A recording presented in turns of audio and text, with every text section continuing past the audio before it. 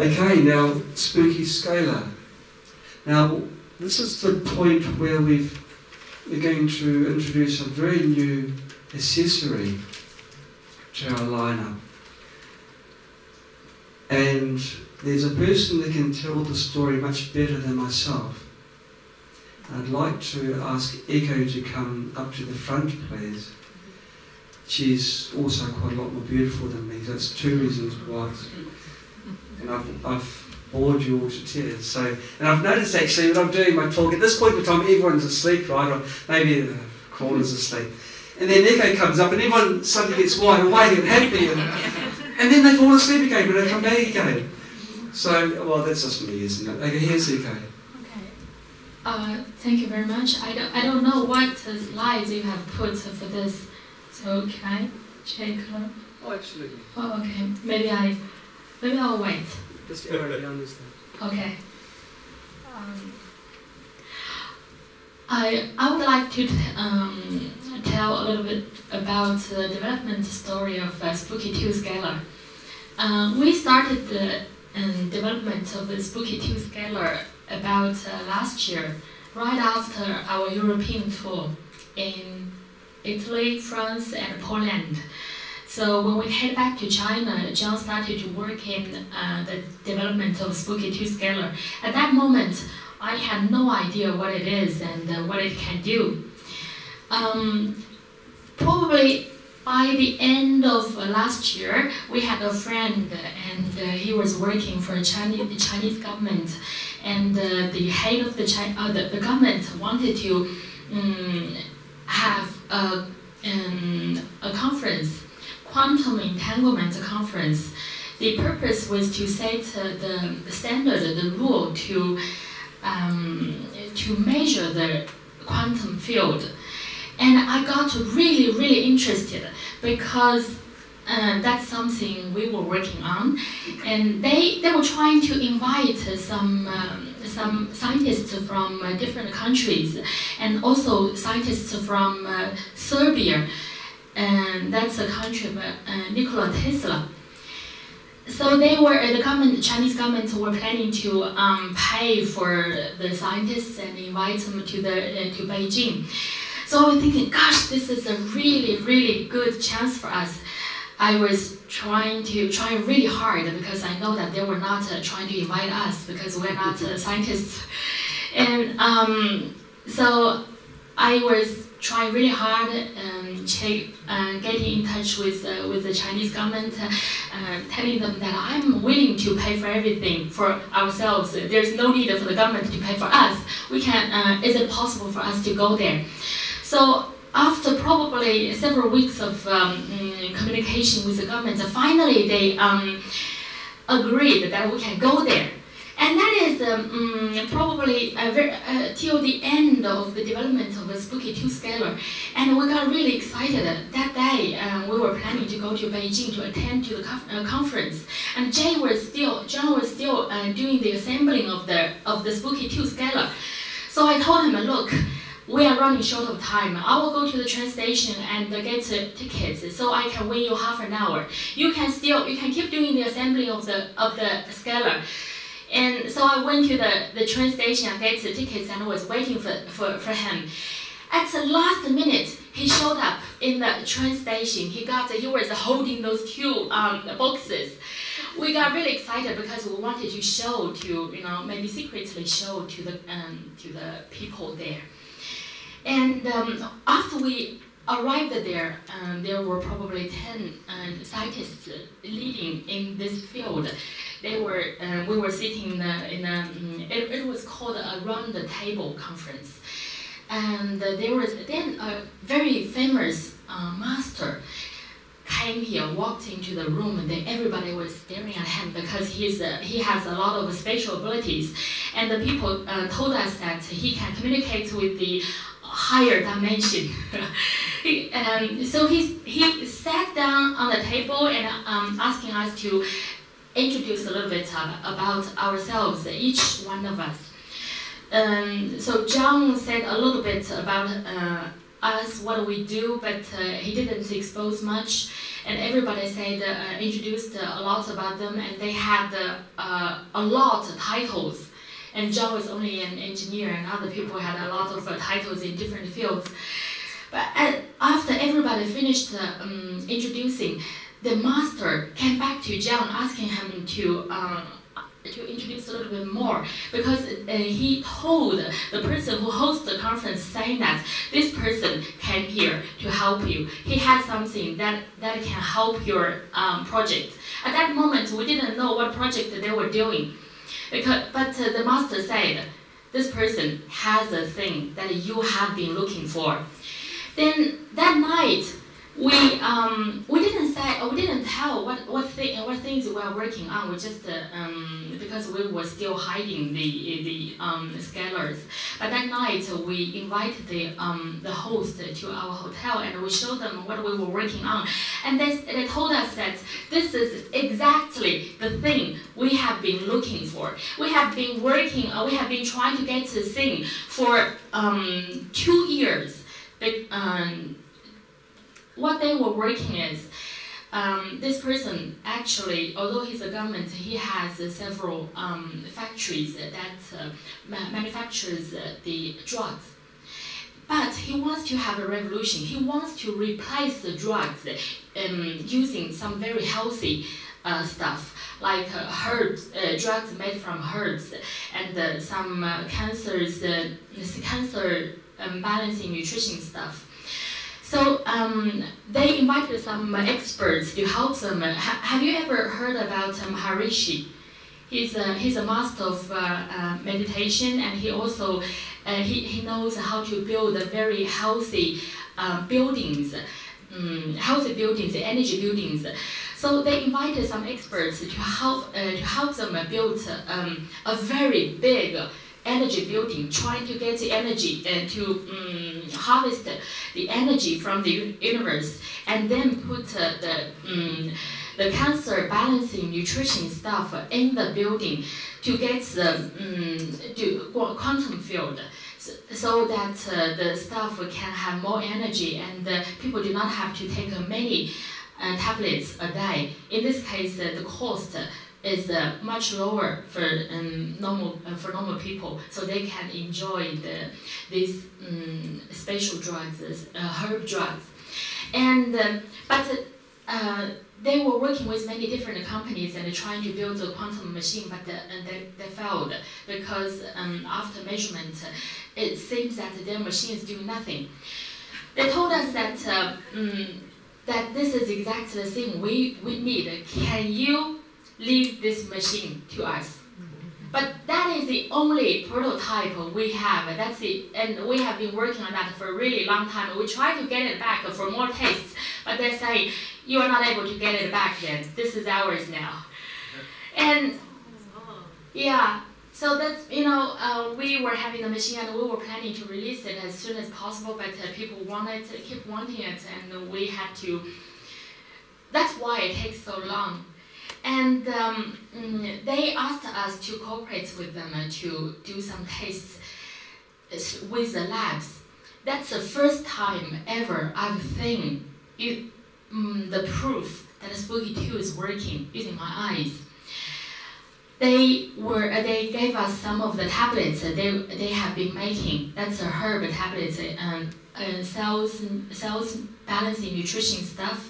And we were doing the tests, blind tests. We know what it is, but those people do not know. They gave us the tablets, and we separate them into different groups. And one group is we didn't do anything to those tablets.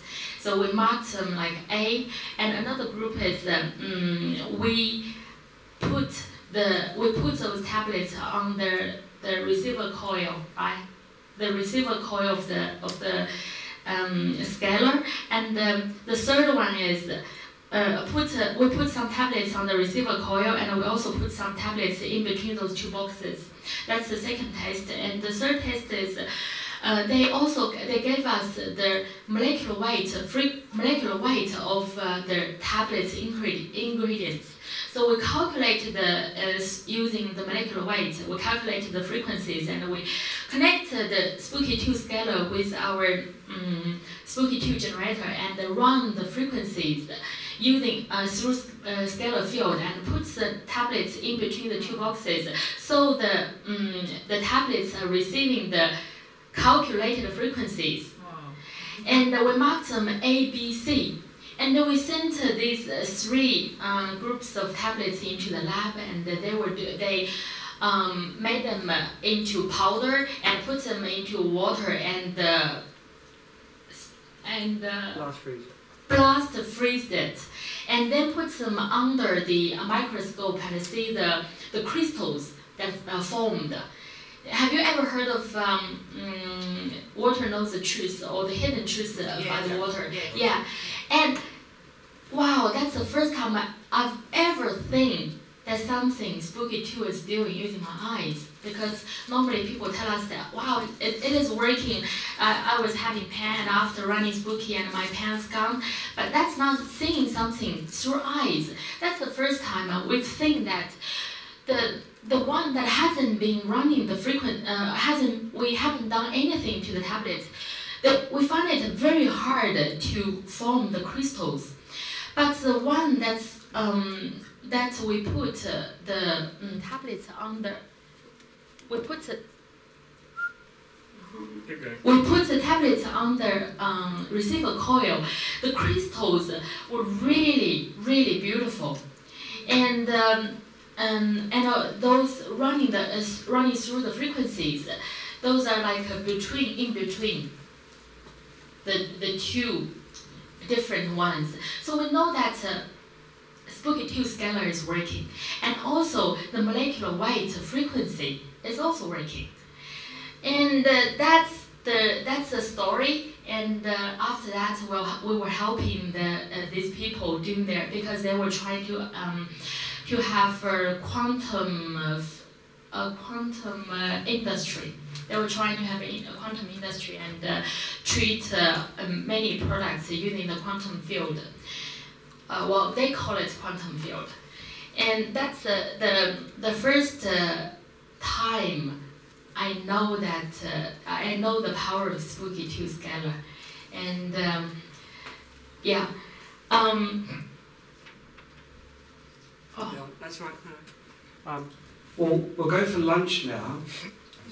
That's our Spooky2. We've been talking about a Spooky2 scalar, which is the afternoon part of the discussion. Now, a Spooky2 scalar took well over a year to develop. It was quite intense because I was very excited, and when I'm excited, I push myself hard.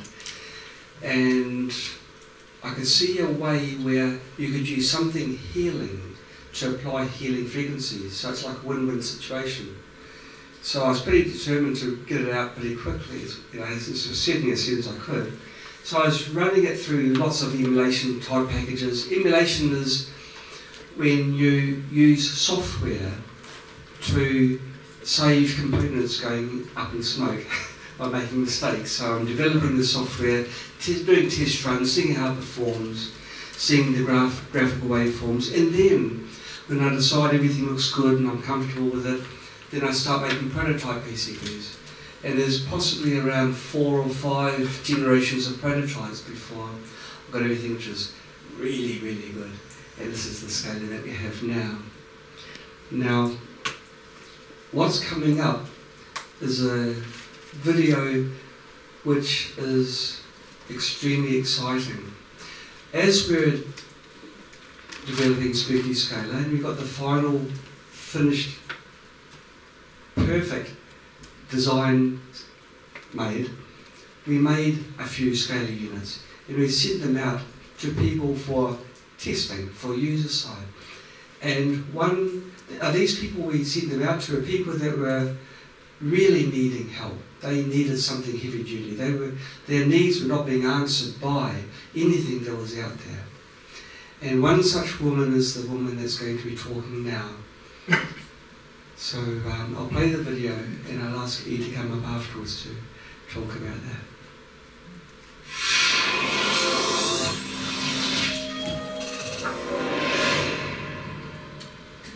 Hello, my name is Stacy Sun. I like to share my experience with the Spooky2. and I'm currently living in Shanghai. The first time I got a chance to experience Spooky2 is this year, February, 2018 February.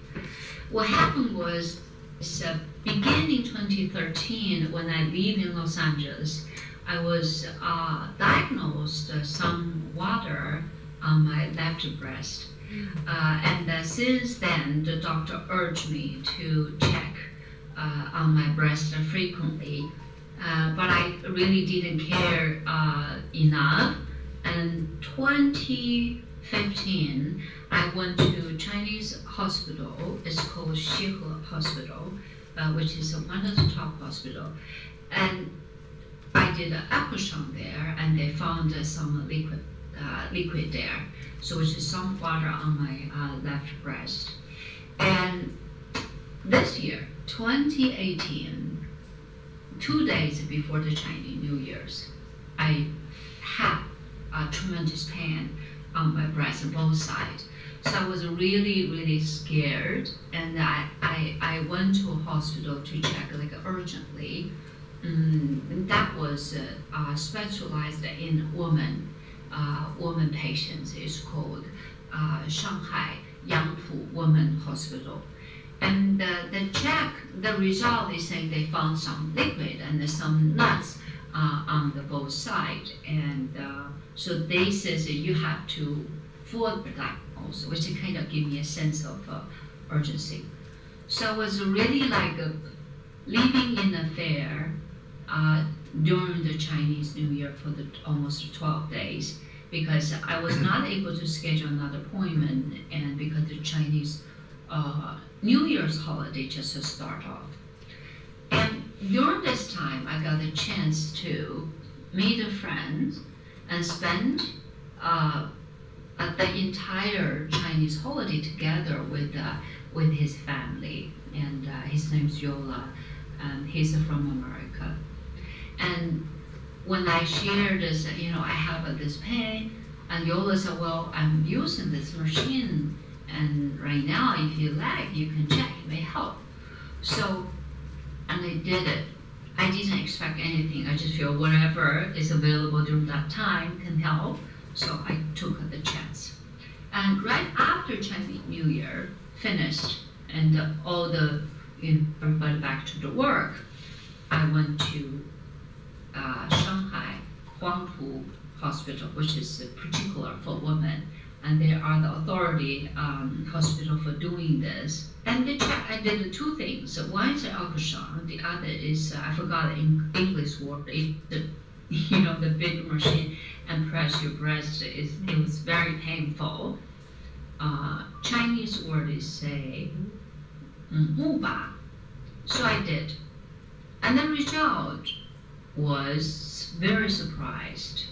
But the doctor told me, you have a very young breast, and your breast is in perfect condition, and I think it can be. I've been told having the water on my left-hand side since 2013, and this is almost 5 years. So immediately I was thinking it must be that Spooky2 I was trying, and that machine was not even the updated version. So I really felt this machine get my water out. And 2 months ago, my sister diagnosed lung cancer.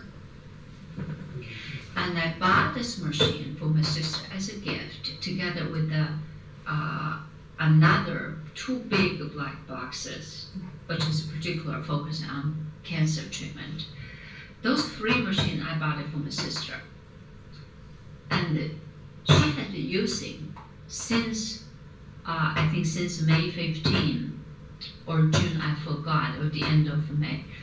And 2 weeks ago, she did analyzation on her chemotherapy, because every other 2 times chemotherapy need to be reevaluated. And the doctor surprisingly find out her water, all of the water, because she has that kind of water on her lung, is all gone. And the cancer reduced from 100% to 70%.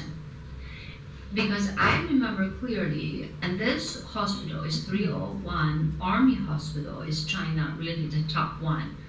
And together with the Xiehe Hospital, these two, one is for Army, the other is for, just public, is really the top two. And the doctor told us clearly, your sister can only live for a year and cannot be cured. And the medicine, the chemo medicine we're using is all imported from America, which is very expensive. And they're saying this one can only have a 25% effectiveness to be expected. So this machine, I truly believe, and my sister feels the same, is that this machine helped the chemotherapy tremendously. So we are waiting to see another 2-round evaluation, which is going to be happening in August 15, and I'm expecting the miracle to happen. The rest, the 30% cancer will be gone. So I really believe Spooky2 and its associated product, those 2 boxes, I forgot the name, and they really has tremendous value to patients and even to regular people. I also impressed by Aiko and her husband, Mr. John White. I only got the chance to meet with them once, very briefly, through my friend Yola, which said hello. I think they have a very good heart, and they really means well. They're very genuine people. I trust them, and I believe in them, and that's why I like to share this story and hope more and more people, get to know Aiko and John and get their help. So that video was about 2 weeks, 3 weeks ago. Who wants to see the results now? Now, I'll ask Echo to come up and continue the story.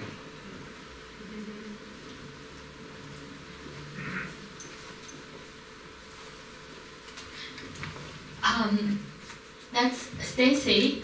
Stacy said that her sister started to use Spooky2 machine in May, right? And when she was doing that video, it was 2 months after they used the machine, so that was last month, July. And they already had some tests, and she said that she's waiting for more tests to see the miracle, whether the 30% would be gone. Well, here's the miracle.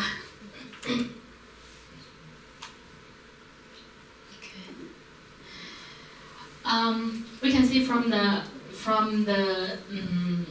photo, this one was taken in June, and the middle one was taken in July, and the last one was in August. Those 3 were all Chinese one, but we did the translation, and we changed the Chinese into English. We can see that the first one. She told us that the most important is the first one, CEA test. In June, it was 12.08, and the normal range is within 0 to 5. And in July, it was 10.43. At that moment, Stacy told us that the doctor said 70% of the tumor has gone. And they sent me the newest test result that was done on August 20th. They got the result on 21st. And because they were so excited, they sent the result to me right away, and it shows that the CEA test result is only 3.14 now, and it is within the normal range.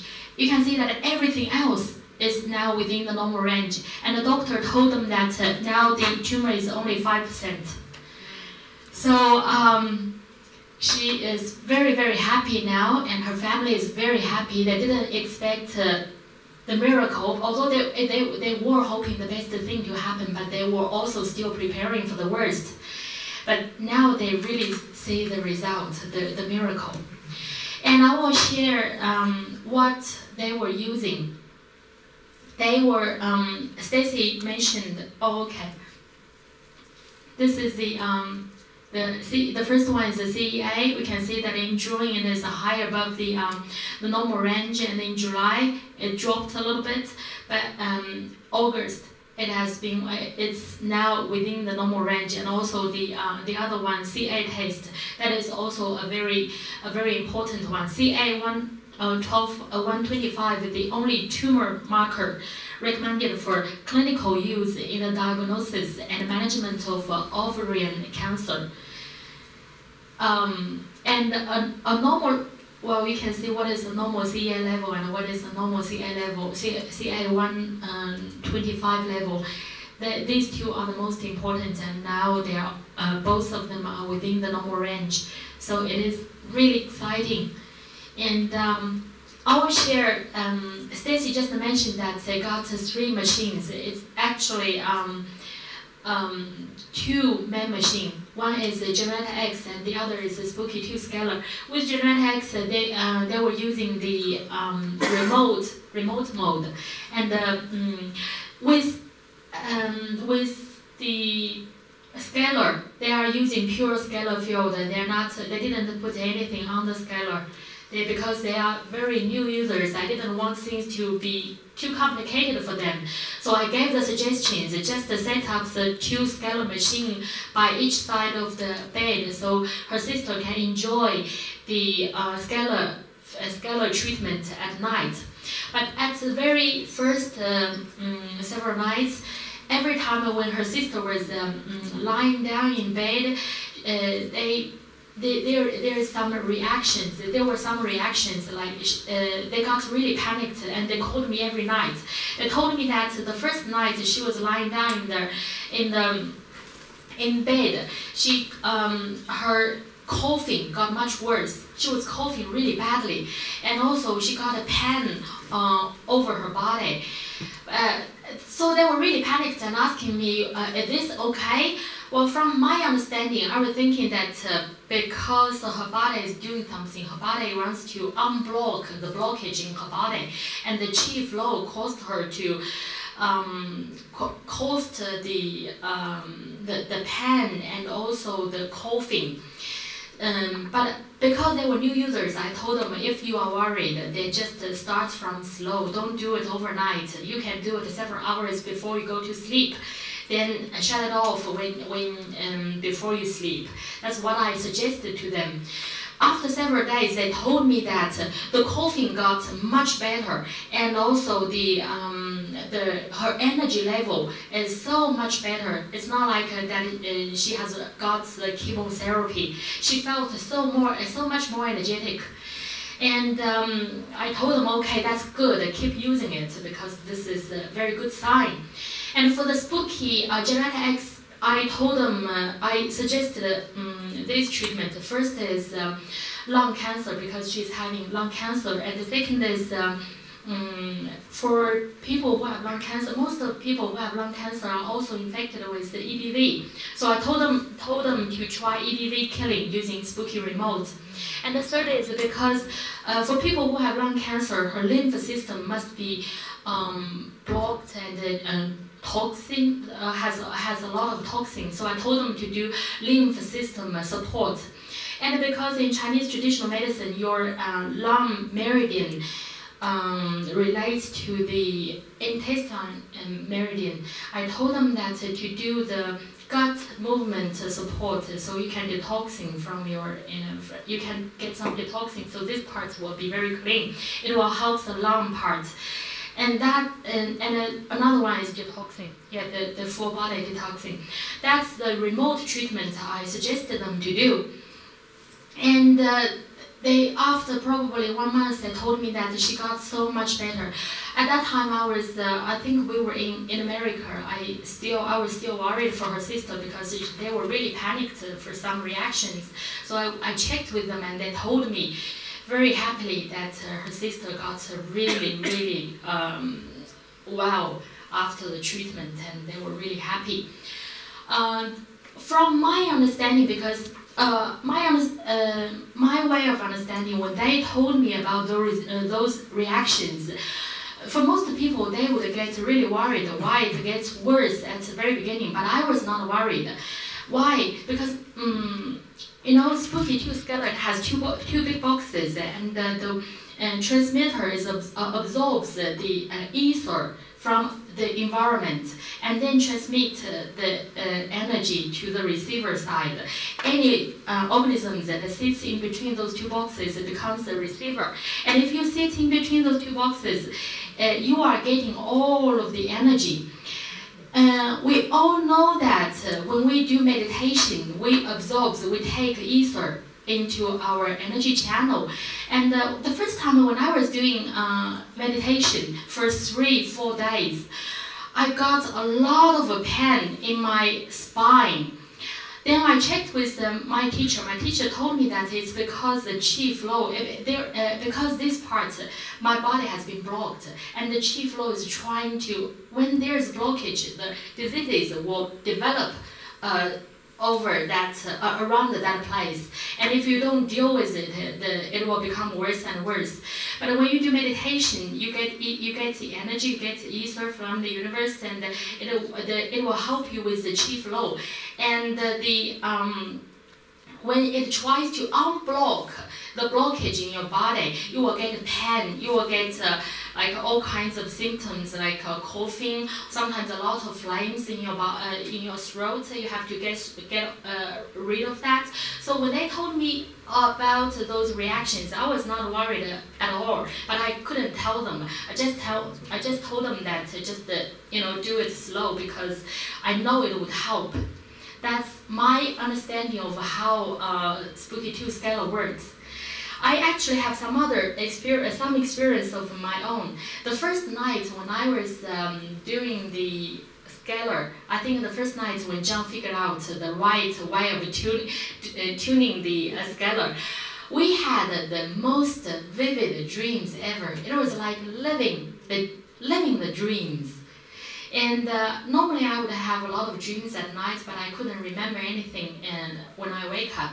But that night, I had a lot of happy dreams, and it was like living the dreams and breathing the ozons while we were in dreams. And John was having the colorful dreams. He could see a lot of colors in his dreams. That was our experience. And not only us had some very interesting experience. Also, our plants had some very interesting experience. This is a plant that we normally use for cooking, the left side, and that is the normal size of the plants. And that is the plant that I have. When I was doing treatment for myself, I put one of the boxes on the balcony and the other box in another room, and that plant was just under the box. And before we came here, I saw the plant. I was, gosh, is this? I mean, does this plant to take over our yard? So I had to cut it. I had to cut it because I was worried for my roses. Yeah. So that's I was doing treatment for myself, and that plant was just taking advantage of the scalar field, and now it's growing so big. So I really think that the scalar field is doing something, and it's. I'm not a technical, I'm the opposite of technical, but that's my way of understanding it. Okay, thank you.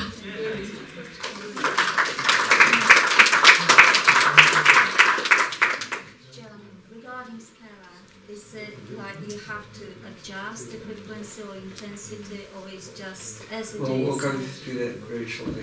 It's something I've noticed with London people, they want to know the answers before the question. Well, let's say we'll go through, then you can ask at the end, because we do cover that, and there's another question, right? Could I just come back a minute to the case that was just the video?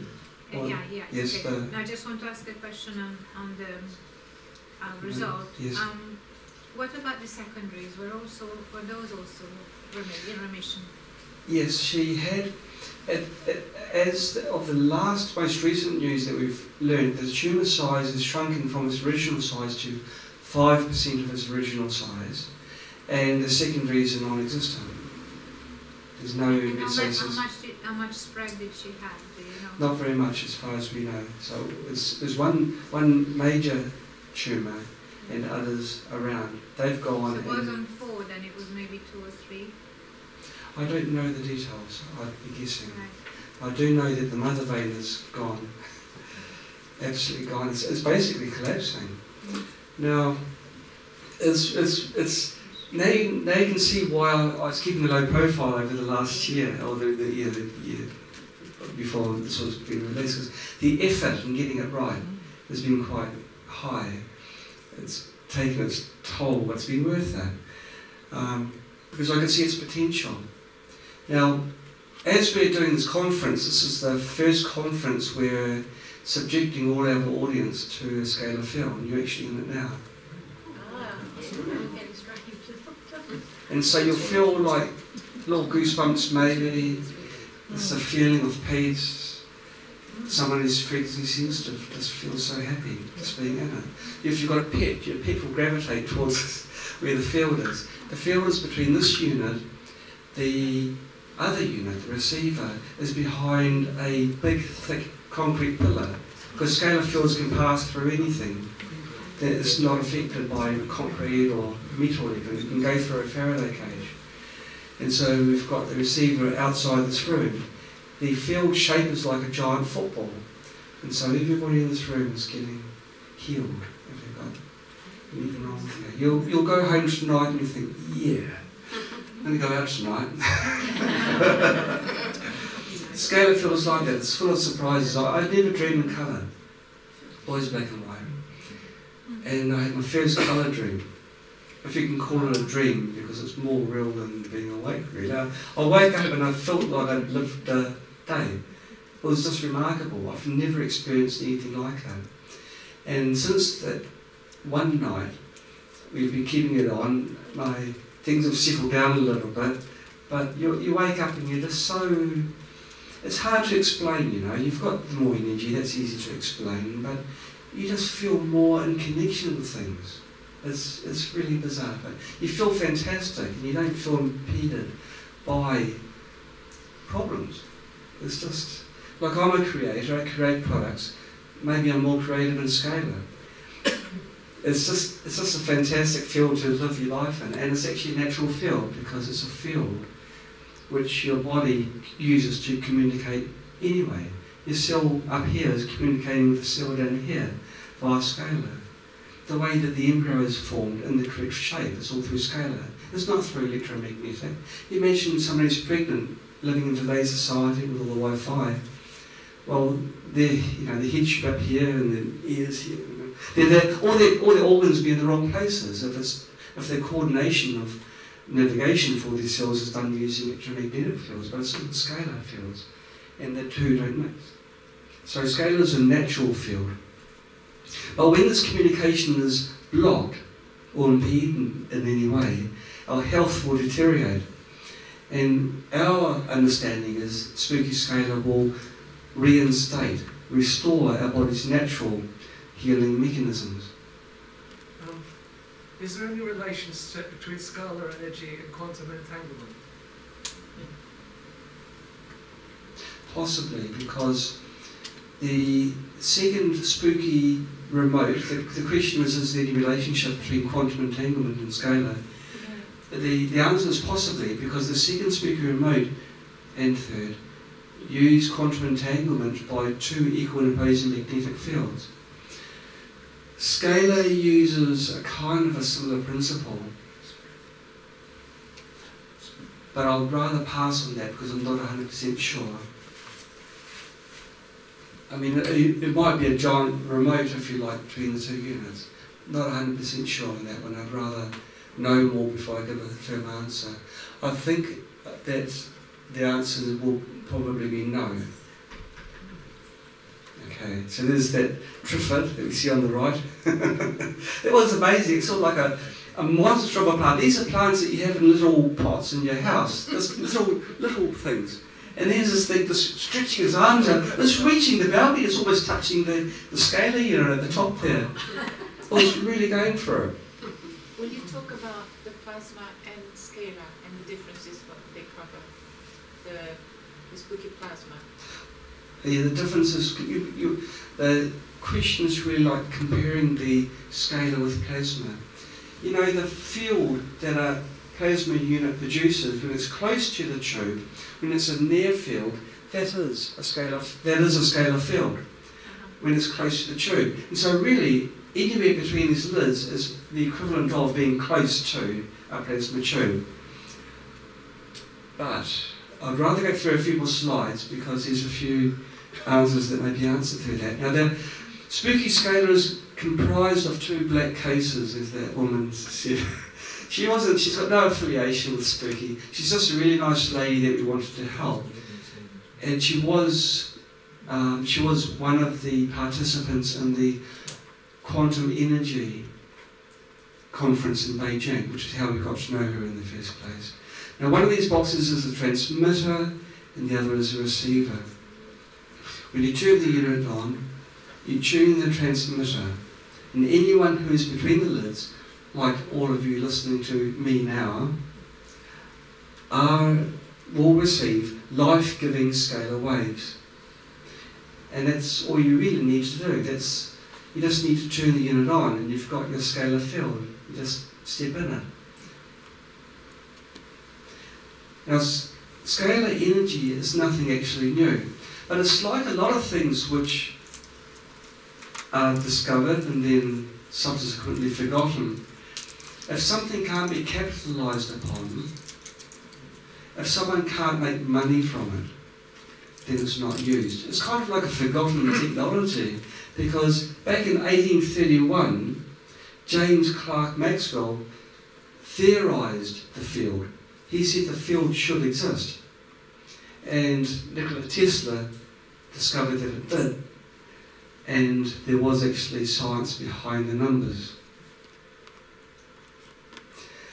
Now, scalar energy has got a lot of benefits. And this is a direct copy and paste from a text, a technical journal. And it's talking about when energy vectors meeting, equal and opposite, they cancel each other out, leaving a spherical standing or stationary energy field. This is how the very first spooky remotes worked. Now we jump past the technical side and get into the interesting part, which is the numbers. What they say is it increases the energy level of every single cell in the body to the ideal voltage range. This is the mitochondria, the batteries of your cells. Now, our bodies don't like being sick, and so our bodies will try and do what it can to get better. But the problem is, once you're sick, it starts a cascade of losing energy, then you can't fight what the body's fighting and your body gets worse. It snowballs. Well, scalar puts energies into your cells. Now, the cell wall permeability, which is like its ability to transport nutrients in and out, increases. And so nutrients in and the waste products can also be ejected from the cell. The blood gets cleansed from the field. And this is proven. This isn't hearsay. You know, you read on the internet, he says something, so it must be true, so repeat it on, and he said this, she said this one. This is proven and from the source, where the blood is truly cleansed. The immune system is boosted by as much as 149%. And there's references for each of these statements as well. The mental focus and the balance between the hemispheres of the brain are balanced. And this was proven through EEG analysis. In a case study of a child that had a scalar device for 3 years, he suffered from autism. After 3 years, he was just a normal child. He had a supportive family and other factors would have helped. But during this time, he spent a lot of his hours within a scalar field. And it also functions as an antidepressant. And this has been proven through science. So there's probably not one, I've got one gentleman sleeping at the back, but there won't be one unhappy person in this room now, right? You're all kind of okay. Okay. So what are scalar waves?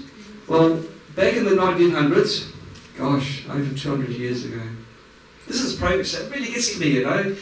100 years, what can we show after 100 years since 1900?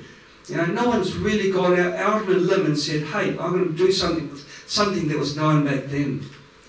But we're going to do it. We're going to take scalar as far as we can. But back in 1900, Nikola Tesla discovered that there was an electromagnetic longitudinal wave.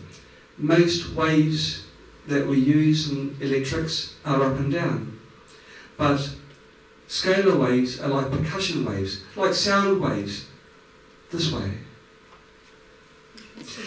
Now, scalar waves got lots of really unusual characteristics, and it took my mind a long time to understand all of them. Now, scalar waves, one of the really strange things is the strength increases over distance.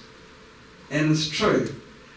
The further, I've got these units quite far away, and I've got it behind a big concrete pillar. Now at home we have it through two really thick concrete walls, or 2.5 really, but the third one's not that thick.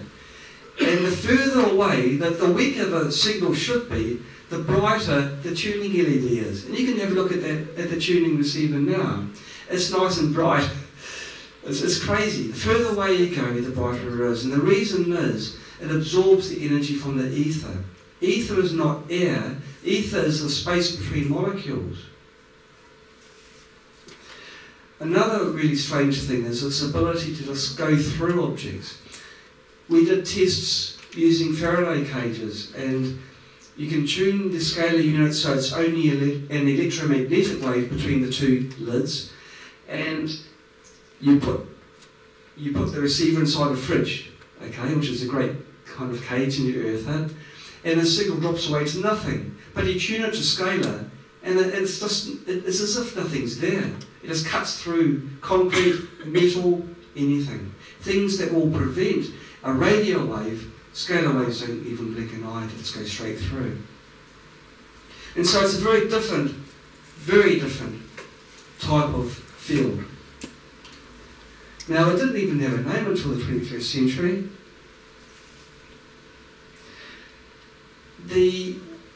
To describe a scalar wave, it's easy to describe a normal radio frequency wave because you just draw a wave up and down. But scalar waves are very different because they change space and time. And so to draw that on a piece of paper is just impossible. Some people describe them as inverted vortices of energy, standing fields. They're very, very complex fields, very complex waves. And their ability to transport information as opposed to just energy, which is what a regular radio frequency wave does. And so, for the very first time, I think, we now have a device that can transport the information of a substance and transport it through the scalar wave. And we'll be covering that shortly. Now, this is the closest to a visualization of a scalar field that I can find. And I don't know how to describe it in words. You said on your interview with Clive, you said that you'd got on an oscilloscope or something a picture of the waveform changing. Have you got that video? Not with me. Now, when I had an interview with Clive de Carl, and it was at a time when the scalar was about 2 months before it was to be released, and we were doing everything we could do to finish it. But we had some prototypes, and Clive phoned me up and said, "Look, I want to interview you, about your scale." And I said, "Well, goodness sake, don't release this video until we've got the unit out, because the last thing we need is more pressure from people wanting it now. And he agreed, because he's a good man. And I don't think I showed that video on that. No. Well, what? Our spooky scalars can work in both electromagnetic mode and scalar mode. And the difference is the frequency of tuning. It's just the frequency. Scalar waves travel about 1.5 times faster than the speed of light, which is what radio waves travel at, roughly. And so the tuning point is different. And so we can tune it to radio frequency, and then you tune it above that, and it's the higher point, which is the scalar field, which cuts through everything. And I was really interested in what happened in the transition. And so I put it in an oscilloscope, which is like a voltmeter where you can see all these squiggly lines of what's happening. And during the transition between radio frequency, this regular signal, and the scalar field, the whole wave just folds into itself and flips over. And it's just, to me, it's beautiful as an engineer. I didn't bring the video here because I didn't know whether you guys would appreciate the beauty of it. But to me as an engineer, to see a waveform just fold in and then become something completely different. You have to put it on your weekly thing on one of them, because I've seen it. Oh, okay, well, I might have released it somewhere, because, I mean, anything I find cool, I do tend to spit it out there. But it's really, to me it was beautiful, because like I've been brought up in orthodox science. I've been taught sciences as we are wanted to understand. All the things that were really cool that don't teach us at school. So I was taught everything about EMFs and, you know, what's expected to happen when you do things. But when crazy things happen, like when the distances get greater and the power increases, and I had no answer for that, because I only had my pool of knowledge from the schools I've been at. And so I had to then go on a bit of a journey to discover other things and broaden my horizons. And really, since leaving school, I've learned more, much more, and things which I can apply more, certainly. At school, you're taught how to find a job so you can earn someone else's money, you know. Oh, enough of that. It's not really. Don't get me started. But really, it's been a real awakening. In Scalar, I could see its potential, but towards the end, right, when we had results from people that were using the first prototypes, it exceeded even my expectations. John, is it much different from pulse electromagnetic? The question is there any much difference between pulsed electromagnetic fields and this one? Completely. Okay. Pulsed electromagnetic fields is using regular electrics as you learn at school, where you've got impedance, inductance, and currents and voltages and everything. Scalar is totally different. I've got, well, I won't mention his name, but a reasonably famous person who actually lives in London. He's an engineer, he's an electronic engineer, and I'm there trying to explain to him, I've developed a system where I'm getting more out than I'm getting in. He said, no, you've got to be crazy, you know. You've drunk too much beer or something. No, it's true, and it is true. Like, I am an engineer. I know a lot about electrical things, and I know about the fact that if it's, you know, the phase angle is different. I know there's a reactive power and a true power. I know the things which I would be thinking about if I was cynical as well. This is blowing my mind. It's just changed the rules a lot. Like even the sheer fact that it can go through metal, earth metal, it doesn't matter how thick the metal is, it just goes through. It just does it. And that alone should ring, you know, alarm bells and somebody thinks they know it all. But we're applying something that we're not interested in free energy, more out than going in and all the rest of it. Our focus is on health. And we're applying a healthy waveform which can also have healthy frequencies, modulating that. Remember at the beginning I said carriers are no good. Avoid carriers, they're bad because it's putting a high energy and a frequency that's doing no good anyway. Here I'm going to say I was lying, because you can do that with Spooky2, right? You can put a carrier frequency in there and modulate it. And all of a sudden the carrier frequency is good. It's a natural form of energy that your body uses anyway. And so it's helping your body get the energy, and you can modulate it. You can change the frequency. So it's like combining Royal Rife with Nikola Tesla. It's combining the two geniuses, and that's never been done before. And Spooky's done it. And now we can, everyone can benefit from this. So. Thank you. What frequencies can you modulate up to? Okay, I'll answer that in a moment. Really something about London people. Okay, we're curious, we're hungry. Well, it's actually good. It's really good. Because, as you say, as you say, you're hungry for knowledge. We want more people. We want more people like you because it means you've got your eyes open. You want to know the real truth. You want to know what's behind what's being taught. We only taught what they want us to know. They being teachers and doctors and this and that. But we're encouraging people to open your eyes. Not just, empowerment is just a word. But it's the mindset we want to pass on to you guys.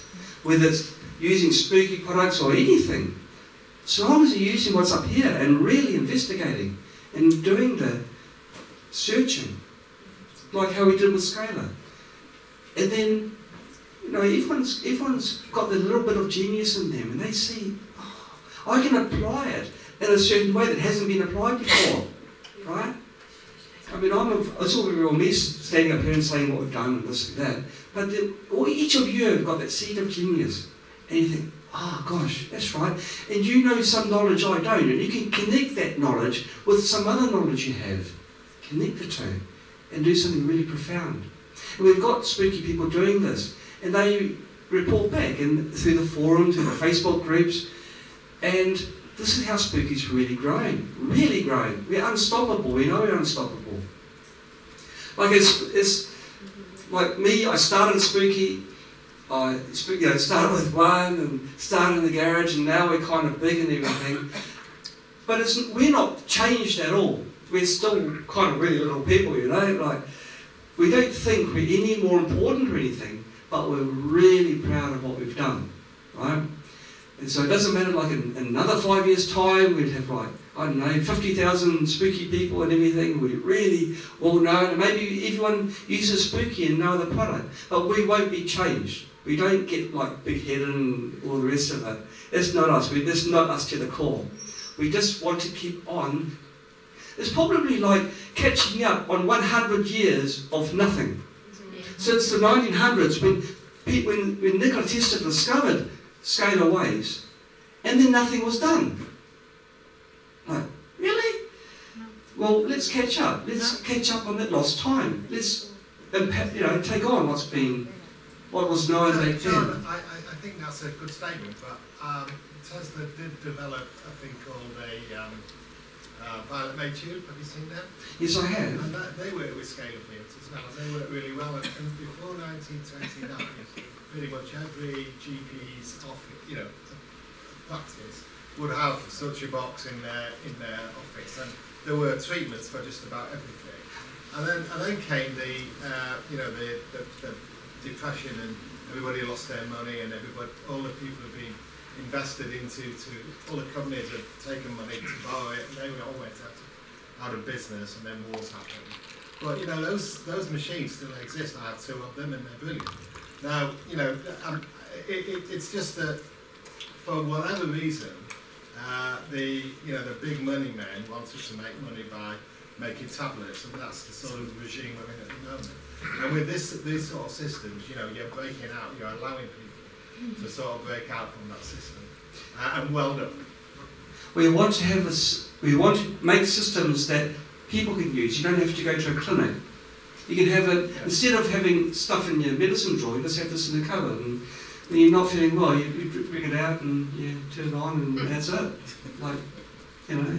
So it's not centralised by doctors, or it's people, and why not? It's power to the people. And what about things like vitamins and minerals and herbal treatments? How would you need those, or could you just use scalar? We have programs and things which purportedly emulate vitamins, other healthy products. I would like to think that there's several modalities that work together. Now, some of you may be practitioners in other fields. It's fantastic. We want anything that helps people overcome and their illnesses and become well. Anything.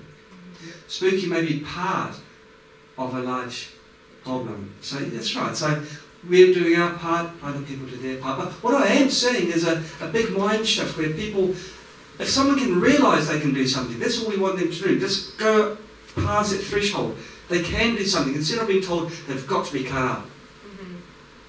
They can do something themselves. And that's everything. Once they realise they can do that, then there can be things like acupuncture and the vitamins, minerals and everything, all the supplements. A body doesn't need one thing, it's got to be a whole lot of things. Can I put something into the pool, because you were inviting a kind of think tank there. When this 5G comes along, and even with 4G before, it does lots of terrible things to the body, but one of them is deplete melatonin. Do you have, I haven't checked, but do you have the frequency for melatonin and frequencies that stimulate the pineal gland, etc.? Because that, if you work on that, that can help counter the effects of 5G and all that sort of thing. Understand. Now, London, there must be quite, I didn't realise you didn't have 5G, because most countries do. No, most countries don't. Really? No, they don't have it yet. Not yet. They are in the Some process. parts of California. I thought in China they had 5G. Maybe it's just in China. Australia's leading the way. Yeah, if you call it leading. Yeah, that's what I mean, yeah. Yes, it's scary, isn't it, you know? Would you have the scaler on all the time? Yes, I have the scaler on all the time at home. And I have it from one end of the house to the other, so I can be anywhere in the house, I'm in the field. And it's got to be this way. Where do you put it? Oh. Another question. Okay. Now, scalar fields are really sort of faster than the speed of light. It's not really faster, it just takes a shortcut. Here we have space-time, and it's folded, and scalar goes straight through, whereas light follows the curvature of space-time. And this is how scalar can be faster. It's not just mass which distorts space-time and causes gravity, it's also fields.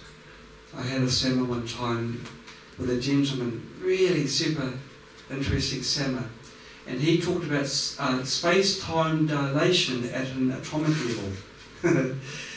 And I read through his presentation, I thought, gosh, I'm going to feel so bad because I know nothing about this. But he managed to put very difficult concepts into a simple language that even I could understand.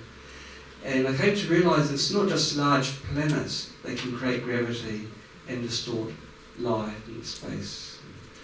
It's also fields can do this as well.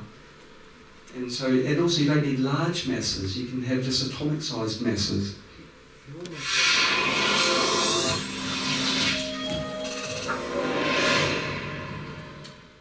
You've almost got that picture there of a scope picture on the transition there, feeding almost into like a wormhole.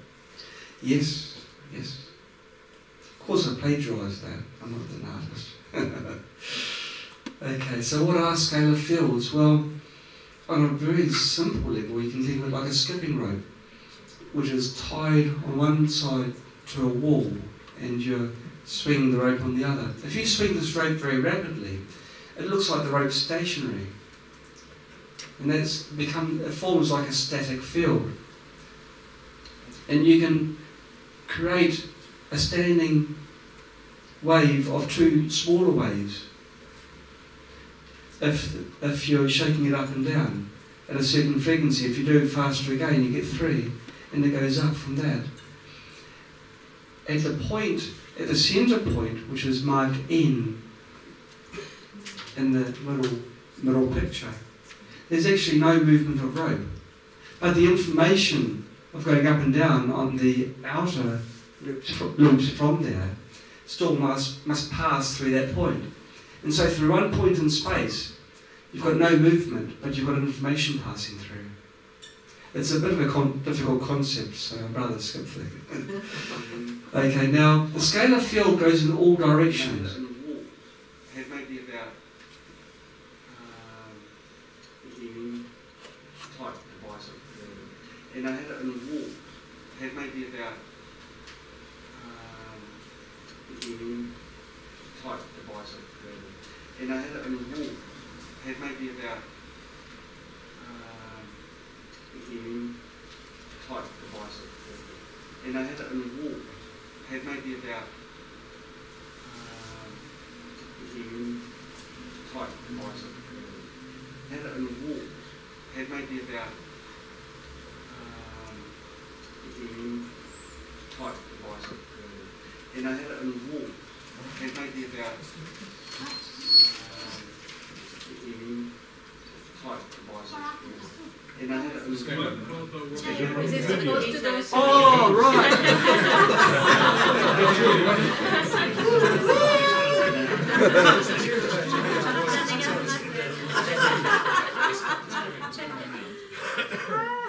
John the genius. I was waiting for the question to. Okay, so isn't that funny? When I was making this, I had the volume off, and so. And I was talking to Echo at the time, who had a finger on there, and I was explaining. I was thinking, how did that person know about one of my projects? And it was me. It was actually me. And that's really. And I asked the same question over and over, and I'm waiting for him to finish. John the genius. Okay. Moving on, and you're going to forget about this, aren't you? Now, the scalar field goes in all directions, but the receiver receives this energy. Now, this scalar transmitter is sending the scalar field everywhere. But I've already told you that the field is like a giant zeppelin between the two, like an American football shape, between the receiver and the transmitter. Well, the field is like drawn towards the receiver, much in the same way as that tube, which had the audio. I must remember to take that out for the Paris one, otherwise it would be very embarrassing to do it twice. But as soon as you put your finger on the side of a plasma tube, it becomes a line towards the finger draws it in. And it's the same thing with the receiver there. There's a lot of strange things happening, isn't there? There must be that thing there. Actually, incidentally, if you do have a glass of water on the transmitter coil and you tune it, it tastes beautiful. In fact, even anything between the field tastes better. Does it go through us or to us? Pardon? Does the field go through us or to us? Each of us becomes a receiver. So it comes to us. If I've measured the field indirectly, because you can't measure it directly, by monitoring the link cable between the two units, measuring on a scope, and then I'd come around it and see when the signal changes. And that's how I got to know the shape of the field between the two units. But I also found that once I'd gone into the field, I come out and it follows me. It's kind of.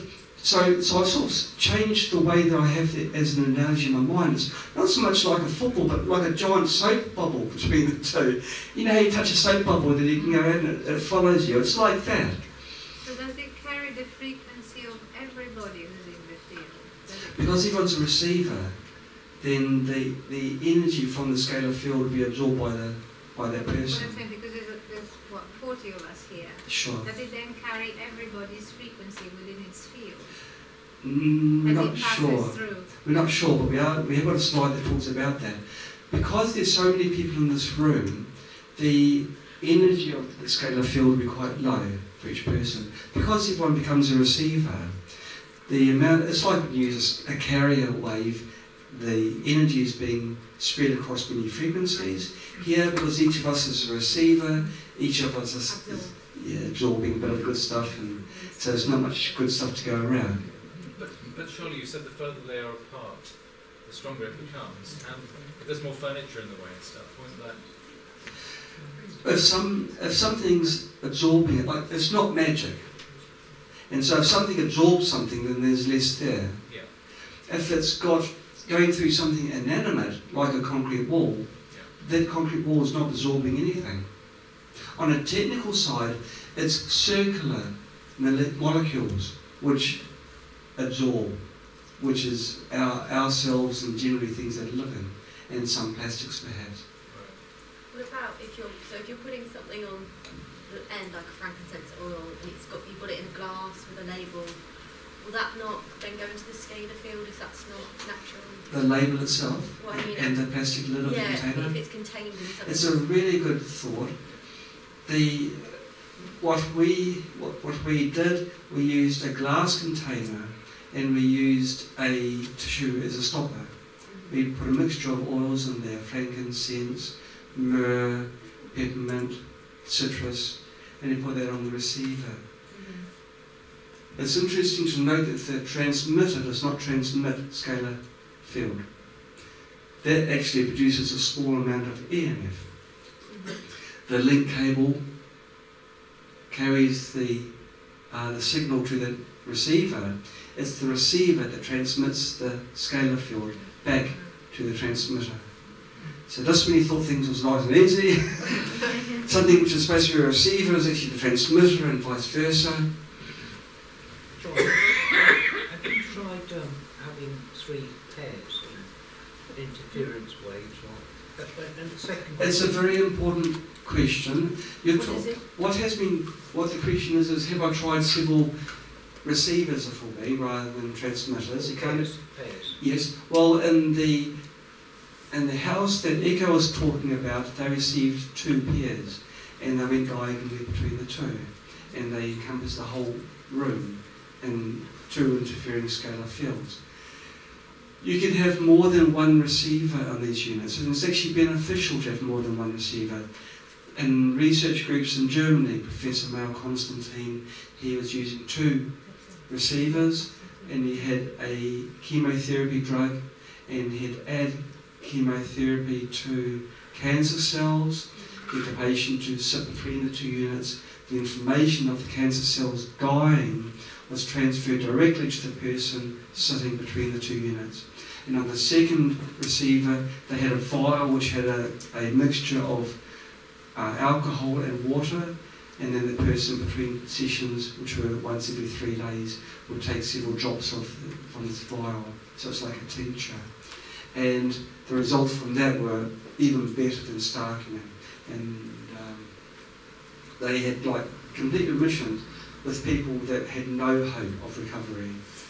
And so I recommend people read. He's released several books that were translated into English. And again, these are things which some people know about, but it's not spread out. It's not the information. Nothing's really made out of it. It's just in 5 years' time we'll be long gone and forgotten. We're back to holding on to contact pads for treatments for cancers and things. So that's what I meant. So yeah, it's one thing that's really disappointing, really depressing is when someone knows the answer and it's not spread out there, not given out there.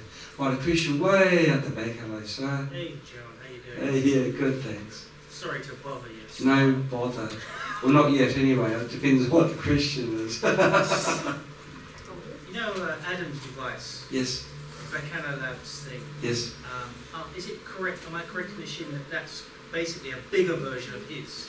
I don't really know. The question is this similar to a radionics machine? Now we've got Spooky Radionics.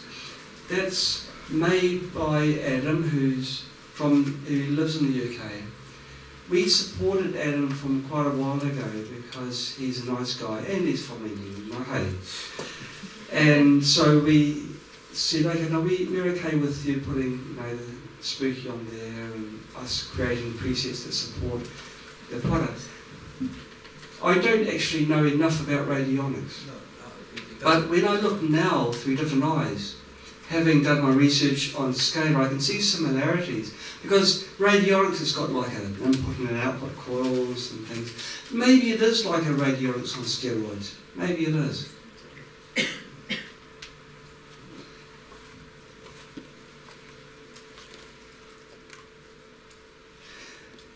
Now, the spooky philosophy of understanding diseases. Now, throughout our bodies, we have a network of energy channels which circulate from the top of our head down to the bottom of our toes. Now, this system is responsible for making us feel healthy and energised, not just physically, but also emotionally, mentally, and on a spiritual level. Now, I've spent some time in China, and Echo's taught me a thing or two. But they refer to this as qi, or prana, the energy flow.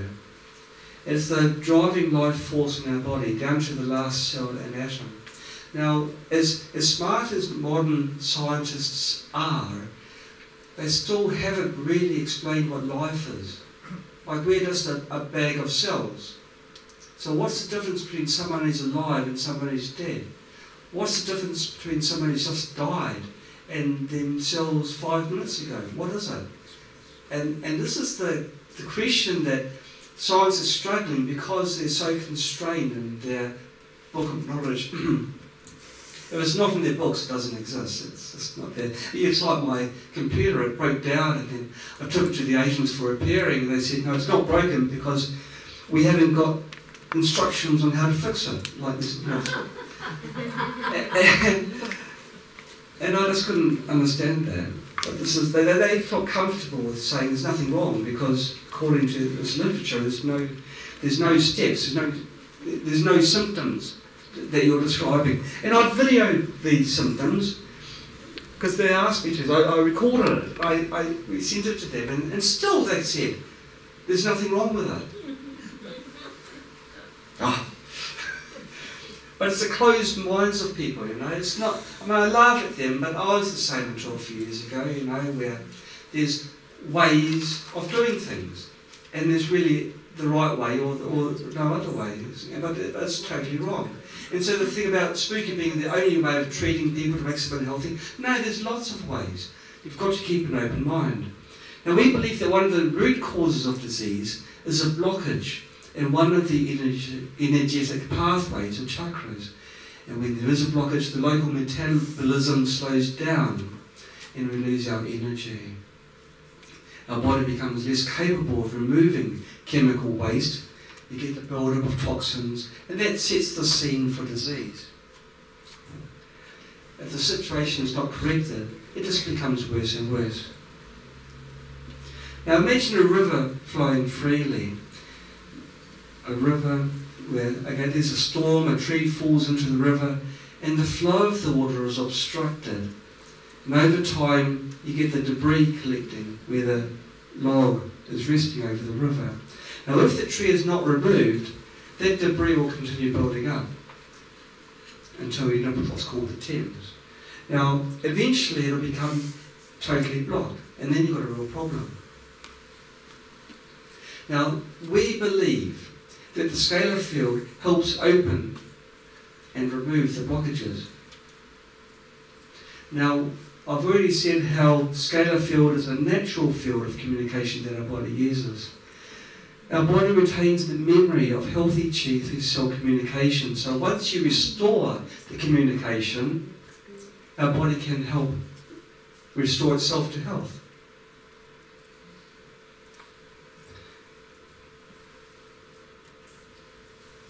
Now mitochondria, they're the power cells, they're the batteries of our cells. Scalar fields charge the mitochondria. That's not just a statement, that's been proven. And your cells receive much needed energy.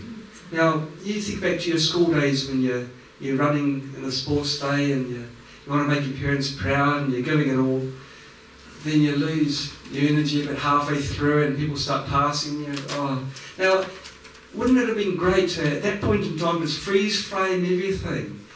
Have a drink of water, have a few sandwiches and just recharge yourself and then continue the race. You'd win. If at that point in time you have the energy injection. Well, this is what our scalar does. It gives you the energy.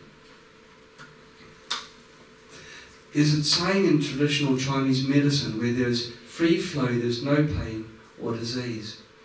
Now, there won't be many of you here that understand much of Chinese medicine. Chinese medicine is quite advanced because it takes things as a whole. It doesn't give you a pill for the headache. It may give you a pill or a mixture of something that tastes horrible, but it's for the source. And it might be something where you think, well, there's nothing to do with my headache, but in the end it is, and you get better. Generally the medicine doesn't work as fast as Western medicine, but Chinese people aren't interested in instant gratification. They're interested more in the long-term goals. And so they take a step back and they look at the large picture. And I think we can learn a lot from that. I want to go through some of the factors which disturb our body balance, which can cause diseases. Things which we are now subjected to, and you can't really avoid it. Toxic food ingredients, even now vegetables and fruit with pesticides and herbicides, fertilizers. I'm struggling to think of products now which don't contain stabilizers. Isn't that scary, the word stabilizers? Preservatives, colours. I mean, preservatives should be something natural, like vinegar, you know. They don't use that, they use sulphur products. Colours. At our school, they changed the canteen foods from candy food to real food. And this was a problem school where the children were sent there because they couldn't be handled at other schools. And within 1 week, the children just completely changed. They were able to sit down and go through a class without causing trouble. This was an American school, an American study that they did. Toxic ingredients in the air, industrial and agricultural pollution. Gosh, where to start? Well, London actually seems quite good in that department. I may be wrong, but I can see things off in the distance. But am I wrong? We're better than some You places. are. The highest pollution. You are. We have In Europe. chemtrails every day. Really? Every day. Wow. The most polluted town in Europe. Okay, I'm wrong. Not the first time I'm But wrong. not as bad as China, perhaps. Well, you say that, and I'd agree with you. But they had a big news item about Beijing. Beijing's actually the worst because it's the most densely populated. And the president in China, probably because presidents are there for long term, they make long term plans and they stick to it. And he stopped importing plastics from Western countries which China would burn for money, but of course at the expense of the environment. And for the first time for ages, there's beautiful deep blue skies. And they took photographs, made it in the, of course they want to let people know about it. Oh, it's the government. But it's a good thing, isn't it, right? So they're showing these beautiful blue skies and clouds. And so for a long time we've had that pollution, but things are changing for the better, which is kind of cool.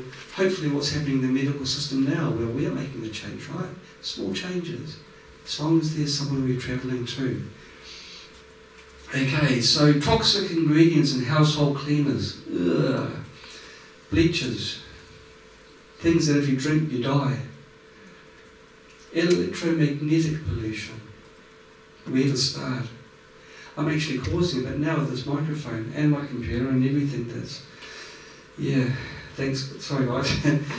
Okay, emotional pollution. This isn't talked about much, but anything that is detrimental to health is a form of pollution. And so we've got relationships which are rancid. Now I'm sure I don't have to go into detail to sort of explain, but sometimes it's best to sometimes be away from people. Some people that are drains, they're like emotional vampires. Or you can talk with someone and then you walk away feeling completely rotten. For me, for example. Or social, business, family business. Gosh, I worked in... I'd be termed a loyal employee. Okay, I worked for one place for 20 years. Actually, I left about a week before the 20th year anniversary because I knew that on the 20th anniversary we get given watches. It was Coca-Cola. You get given a gold watch. And there's something about me where I shake. I just shiver at the thought of, you know, given a watch for 20 years of slavery, you know. And I'd always been an outside thinker, and to me, to be handed a watch is very belittling. I'm thinking, well, there's more than a watch. I mean, it's okay to be thankful for something, but the person handing me the watch doesn't know me personally, so it becomes more like a procedure. And then it's more than that. I'll be going up onto a stage and all happy and smiling and everything, and so it's more like a stage show. And I'm not into that at all. So I left before my 20th year anniversary. Good for you. Yeah, I didn't get a watch, did I? Golden hackle. Pardon? Golden. Yeah, you know the hackle in chains? Shackle? Golden shackle. Shackle, yeah, it's shackle. Yeah, I just felt it was like a form of, the whole environment had become, I had done my apprenticeship there, progressed through to become a project manager, and I had lots of jobs there. Different types of jobs. I couldn't do the same job for 20 years. So I started off as an electrician, went through university and got things in that. So it was always changing, so that was good. It was like a launch pad though, because it comes to a point where, in the end, I'm still working for someone or something. And I know that code's not really that good for you. And so it's not following my heart. Now I am. And so it's like a launch pad. I had to grow inside, and I had to mature to the point where I could do what I'm doing now. And also I had to learn some things as well. Genetic changes caused by pollutants and modified organisms. GMOs. You know, they are stopping labelling of GMOs, aren't they? Is it labelled here now? Or, I mean, why would someone pass a law that you don't have to label it anymore? They must be afraid of something. They must be taking away from us the ability to choose. There's no other reason I can think of. Yet there are laws that say for natural ingredients products, you've got to put them in and make them clear and in their proper ratio. Yes. And in New Zealand too, where I was born and brought up, they're now making vitamins into drugs, the same kind of... And so now, these small vitamin companies have to go through the testing procedures. They haven't got the big bellies of the drug companies. They can't do it. And so they're doing it through stealth. And finally, medications containing toxic ingredients.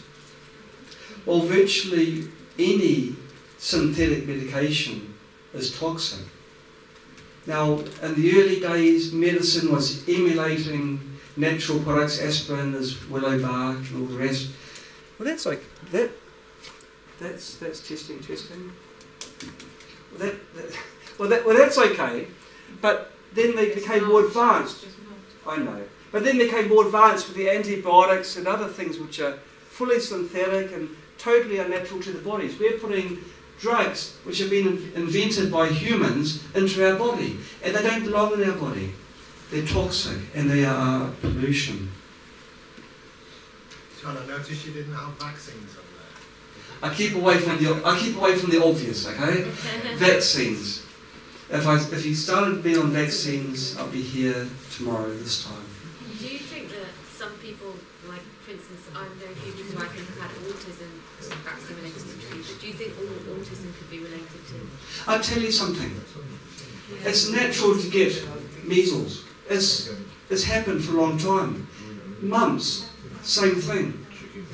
As a child I had measles. As a child I had mumps. I don't think I had rubella. They've made a vaccine where you get all three at the same time. What's your body got to do about it? It's got to freak out, isn't it? And some people's bodies can't handle all three at the same time, and they get the autism. Why is that? And so they say, well, vaccination causes autism. I believe it's an overload. A little child whose immune system hasn't even been developed yet, all of a sudden they've got three big ones, rather than one and then one and then one. Well, of course, they ran in the doctor that complained about it. How you've got investigated and everything. And so I don't know if vaccinations in general cause autism, but certainly the MMR does, certainly, or is a prime suspect in the case. Okay. Now there's two mechanisms in the body of concern to treatment of disease and recovery from disease and damage to the body. Now when you go to a doctor, the doctor focuses on the fighting the disease. But after the disease is gone, your body's still had the damage. It's still got the damage in its body. You've still got to repair the damage, fix the broken fences. And this is something which isn't really focused on in allopathic medicine, the supportive things. The immune system is the fighting system. And once the immune system has done its job, the immune system itself will be damaged, plus your body. So you've got another system steps in. The actual healing system of the body is the cellular regenerative system. And it's a rare kind of electromagnetic system that's comprised of longitudinal scalar waves or energy. And this was researched by the late Dr. Robert Becker. And so the scalar field is part of the repair. And at the Max Planck Institute in Germany, Dr. Pucherich conducted a study. E. coli microorganisms were exposed to 8 Hz scalar fields. And what he found was remarkable. He found that the 8 Hz repaired the damaged DNA in the E. coli. Which means I can connect up a spooky generator to scalar. I can modulate it at 8 Hz and perfectly replicate what was done by Dr. Pucherich. And my DNA, which has been damaged, will self-repair. So if I come back to the UK in 2 or 3 years' time and I look like I'm my younger brother, you'll know I've spent a lot of time in my scalar field, 8 Hz. But there's much more as well. But we'll come to a question that was asked earlier. Now, into the mechanics of it. Starting scalar treatments is very, very simple. There's only 4 steps. You place the 2 units either side of your chair or bed. You know, I should edit that because I really think that the further apart the units are, the better it is. Now, I have said already, there is an electromagnetic field that's being produced by the transmitter. Electromagnetic fields are the same fields that's used by the plasma contact. It's electricity as we know it. Even Wi-Fi and all the unhealthy fields are all electromagnetic fields. And so I think, well, it's better now to get further away from the transmitter. And so you're in the pure scalar field. If you're frequency sensitive, another good reason to have the 2 units far apart. And so in our house, we've got 1 unit on one side of the house, we've got an extra long link cable between the 2, and the other one's outside in the balcony, which was just above that trifid, which you saw in the previous slide. And you know in England houses are like this, not like that. I know, so it's a little bit awkward. One at the bottom, or it doesn't work? Do they go downwards? Why not? Why not? Yeah, sure. But I mean, it's up to your own ingenuity where you place them. The lids have to be facing each other. That's the only criteria. It can be vertical. They gotta have the cable between them, right? That's correct. They need to be tilted towards one another. Not. No? Well, they've got to be facing each other, perpendicular to each other. So, so if one's angled, the other one's got to be angled the other way. So you place the units so they're facing each other. You connect power to the transmitter. You plug in the link cable, which is a single core cable with a banana plate. You plug them together using this link cable. And then you turn on and tune the transmitter. I'm waiting for someone to ask me, how do you tune it? Because you guys always seem to ask questions that are just about to be explained. But okay, well, no questions, so that's good. We'll keep on going. Now this is explaining how to tune it. And there's 3 different ways. There's actually since doing this, because scale is so new, we're learning things as well. And we've, since writing this, really found out that there's truly only one best way of doing it. And this is the way that's explained here, where the coil tester is placed on the transmitter on the side of the coil where there's a mark on there. And then you tune the tuning knob, as you can see I'm doing there. And you tune it down frequency, which is anti-clockwise, until the light just turns on. Bit hard to see. We'll wait for the next one. There's two lights on the tuning unit. You just tune it until the light just comes on. And because I tend to be a bit of a perfectionist, I've found that it's around 2 clicks clockwise, so the light actually goes off again. And that's the absolute perfect point for tuning. There's 2 other ways of tuning it, but I found this one is the best way. It's a bit confusing because the other 2 ways give slightly different tuning frequency points.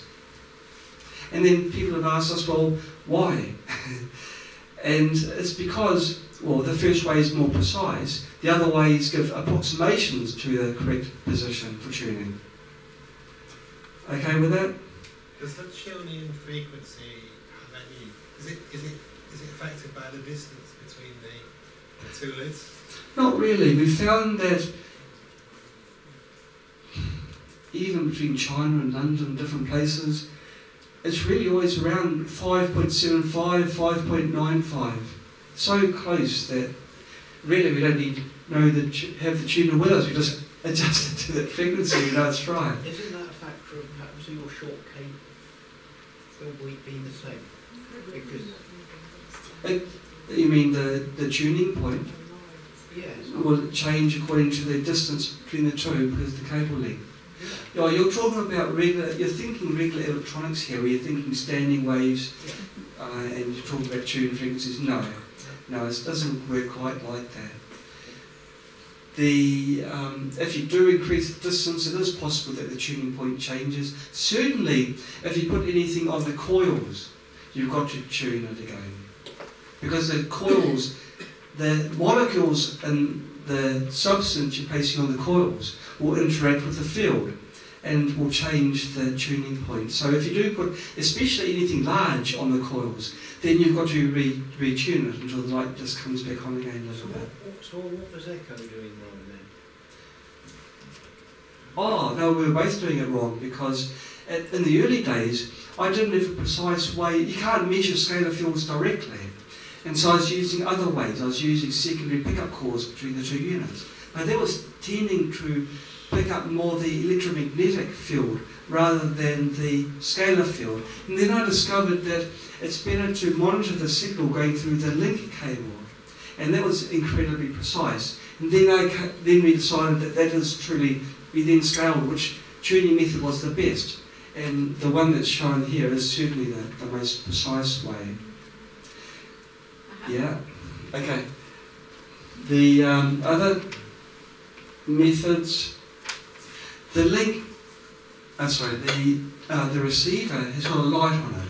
If you press the button, the light becomes a tuner, and you then adjust it until the light comes on. You don't adjust it to the brightest point because they'll be too easy. You adjust it so that the light goes, just turns on and is a bit dim. It's a bit vague in the description because it's a bit vague in the adjustment as well. Don't forget this is not as precise as the first method, but there is a light. We've decided to keep the light on there because it's proof that there is actually a field coming back. There's a single wire going to the receiver. Even one that knows electronics knows there's got to be a circuit. There's got to be a return path for the electrons. And the return path is in a scalar field. So there's an indication that the scalar is working.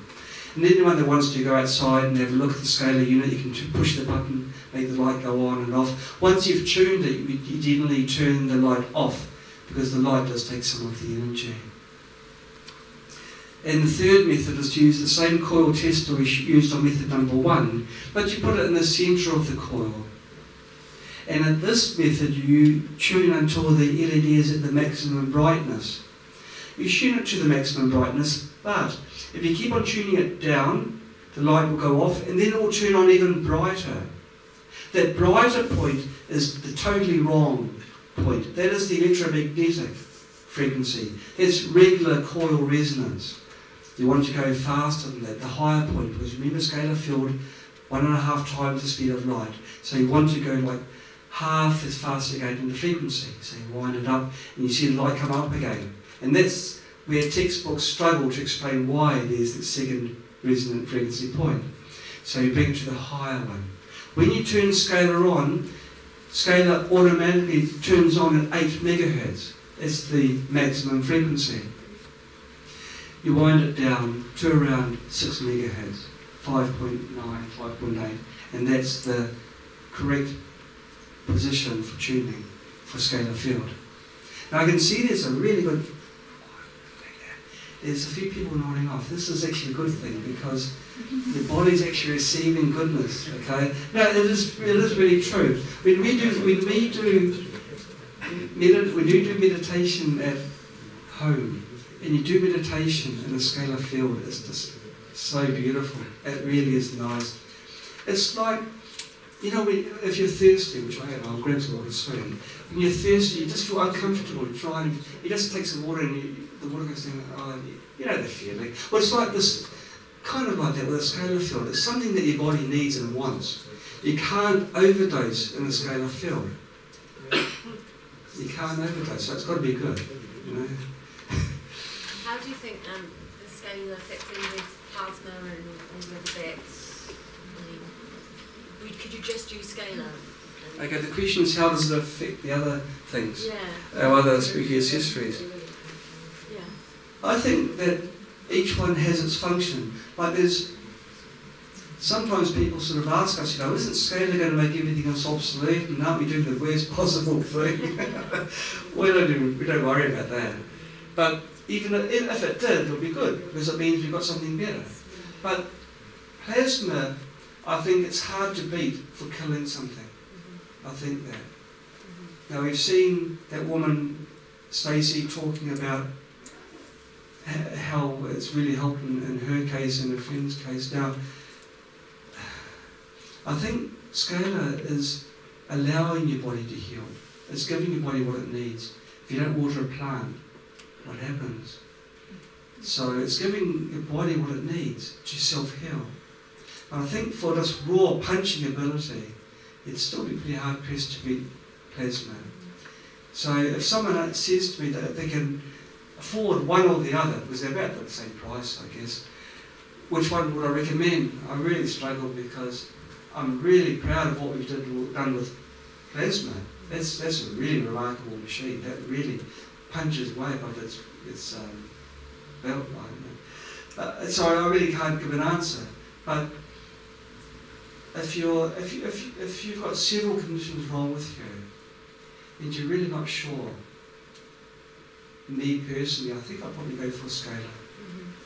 Because it's like overall, you know. I want my body to have more energy. I want my body to be able to look after itself. Yeah, I think I'd go for a scalar. The question at the front. That's all right, yeah, I was thinking about toxicity from man-made, or not necessarily man-made, but let's say heavy metals like mercury or arsenic. And I can understand how this system would help the cells repair in that context, but if you don't remove exposure, at one point the depositing will overcome the capacity of the body to heal. So it's not a one thing for all. You still have to deal with the toxicity in other ways. And it doesn't get it out. The comment being made now is that it's all very well to have extra energy, but you've got to remove the toxins and help your body. That's absolutely true. So you still need to take chelation agents for the heavy metals and help your organs to remove the toxins.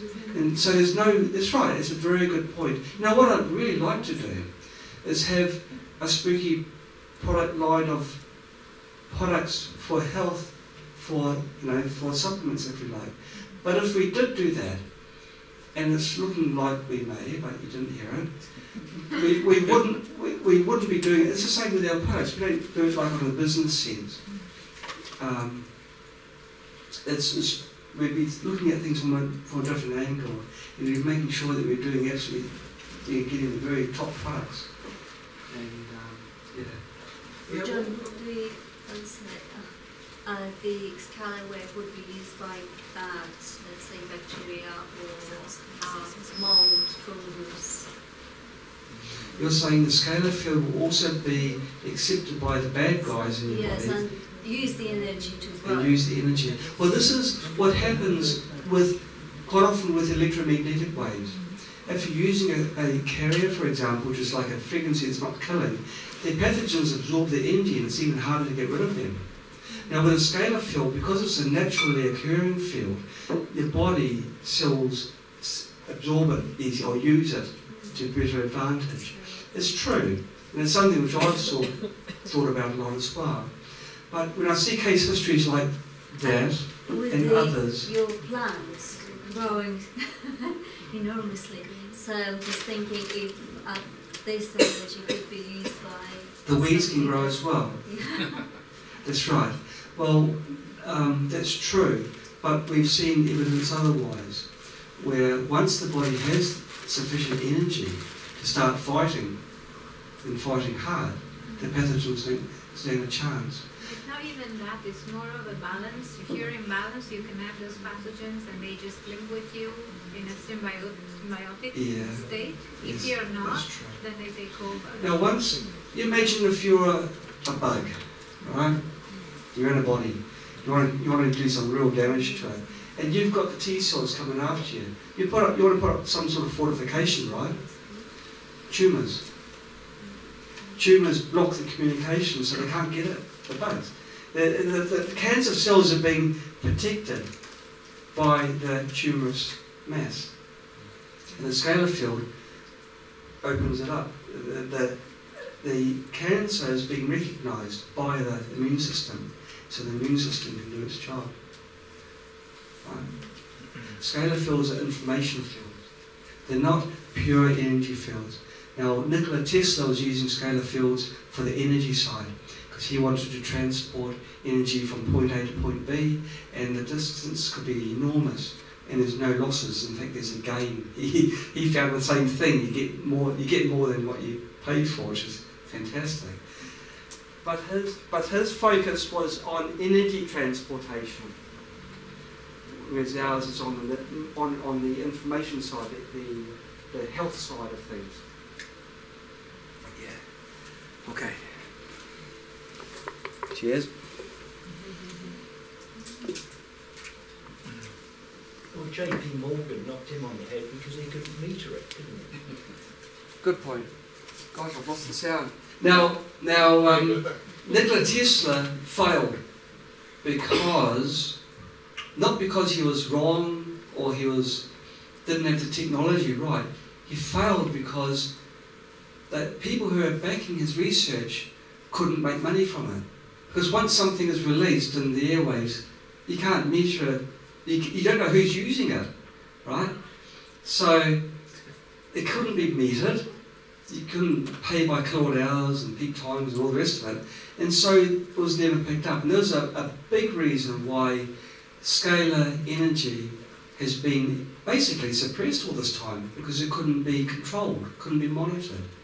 I could have a power station in London and I could use the energy from that in China.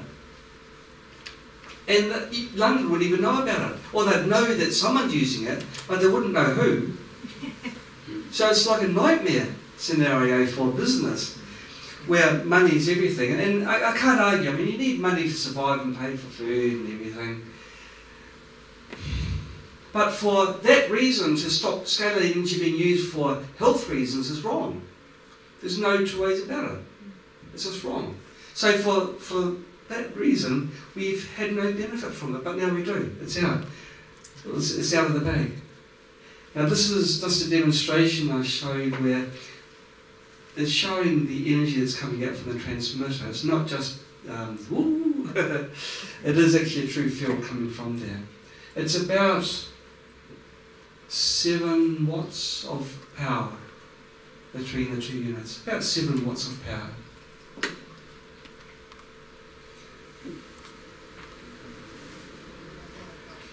Now this scalar energy can be modified by Spooky Scalar.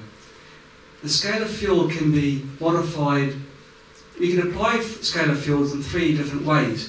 And the first way is pure scalar, which was the woman who had a cancerous mass reduced to 5% of its original size in 2 and a bit months. She just had the unit on and sat between the units. So this is what she did. And this is what you see in the picture here. You just turn the unit on, tune it, that's all you do. Don't worry about which programs to run and looking up in your database for frequencies to run for this kind of condition. You just turn it on. I can turn something on, yep. And so all of a sudden, it's making a really cool technology available to people, available to us, available to people that don't have a computer. You know, just as simple. I mean, if you've got someone in an old people's home, you can have that. Let's set it up and then walk away. What's that? Just don't worry about it, Mum. Just leave it. You know, it's just decoration, Mum. But we actually, at the beginning, we were thinking we put them in cases because then you can take them into hospitals. You know, visiting hours. And then just put them across your family, your friends that you're visiting, and help them in their fight, you know, to live by giving them a scalar field for half an hour or an hour. And this is why I put them in suitcases. You get some snotty nurse will tell you to take it away. I beg your pardon? You'll get some snotty nurse to tell you to remove it. Curtains, sir. You ever heard about curtains? Yeah. They are called, you have curtains here, right? Yeah. Well, you know they draw curtains when you're visiting someone and well, we've made it, but the thing is they're not battery powered, that's the only thing. But they're 12 volt DC, so all you need is a little battery, but they often have power points on the side, you know? So, yeah, unplug their radio for a short time. I mean, isn't that great, you know? Yeah. And then just walk out with their suitcases. We're trying to make it as small as possible. This is as small as we can do it. Because, you know, it would be not better slim, it would look more like a normal suitcase. But you know, that was our idea at the very beginning. Make something that we can sort of sneak into places and, you know, conquer by stealth. Do good. Yeah. But it was to be open when in operation. Yes, they do. But that's where the curtains come in the open one. Yes, you do. Because the lids are the transmitting points. So it's between the lids. There's a lot of gear inside there, but the lids are the transmitter. So this is just a plain one. You don't need to bring a computer in with you, which raises a few alarm bells, and certainly a frequency generator. I don't know whether if you've ever attempted to bring a proper full spooky rig into a hospital. In fact, has anyone tried that? Try bring a generator in a laptop? One of my patients in Spain in a cancer ward, her husband brought it and they put it under the bed and in her console. Yes. And the computer was under the bed and nobody ever noticed. You got away with it? She got away with it, and she did a post-radiation anti-burning treatment for 3 hours each time. And she didn't have any pain from it. Wow. But she's fighting for her life at the moment, so I think the scalar would be really good. Yeah. We're doing all our best because scalar's been so popular, because it's so different from anything that's out there. There's nothing else like it. That there's a tremendous amount of interest, and so we are kind of straining a little bit with our supply. Okay. But you know, we're not like a big mass production factory as well. You know, you've got to, and I'll let you guys in a little secret. When we're supporting a village that's in China, so it's a local community. We don't want to have a faceless company with staff to make the products, and so we have the people that we train them up and train them up properly for assembly and testing and quality control. And they're sort of struggling a little bit because they're not a factory and they haven't got machines going ka-chunk, ka-chunk, ka-chunk. So this is what we're doing. It's just, yeah. If we don't feel comfortable doing something like getting a big factory to make something, we don't do it. So that's the simple way of applying scalar.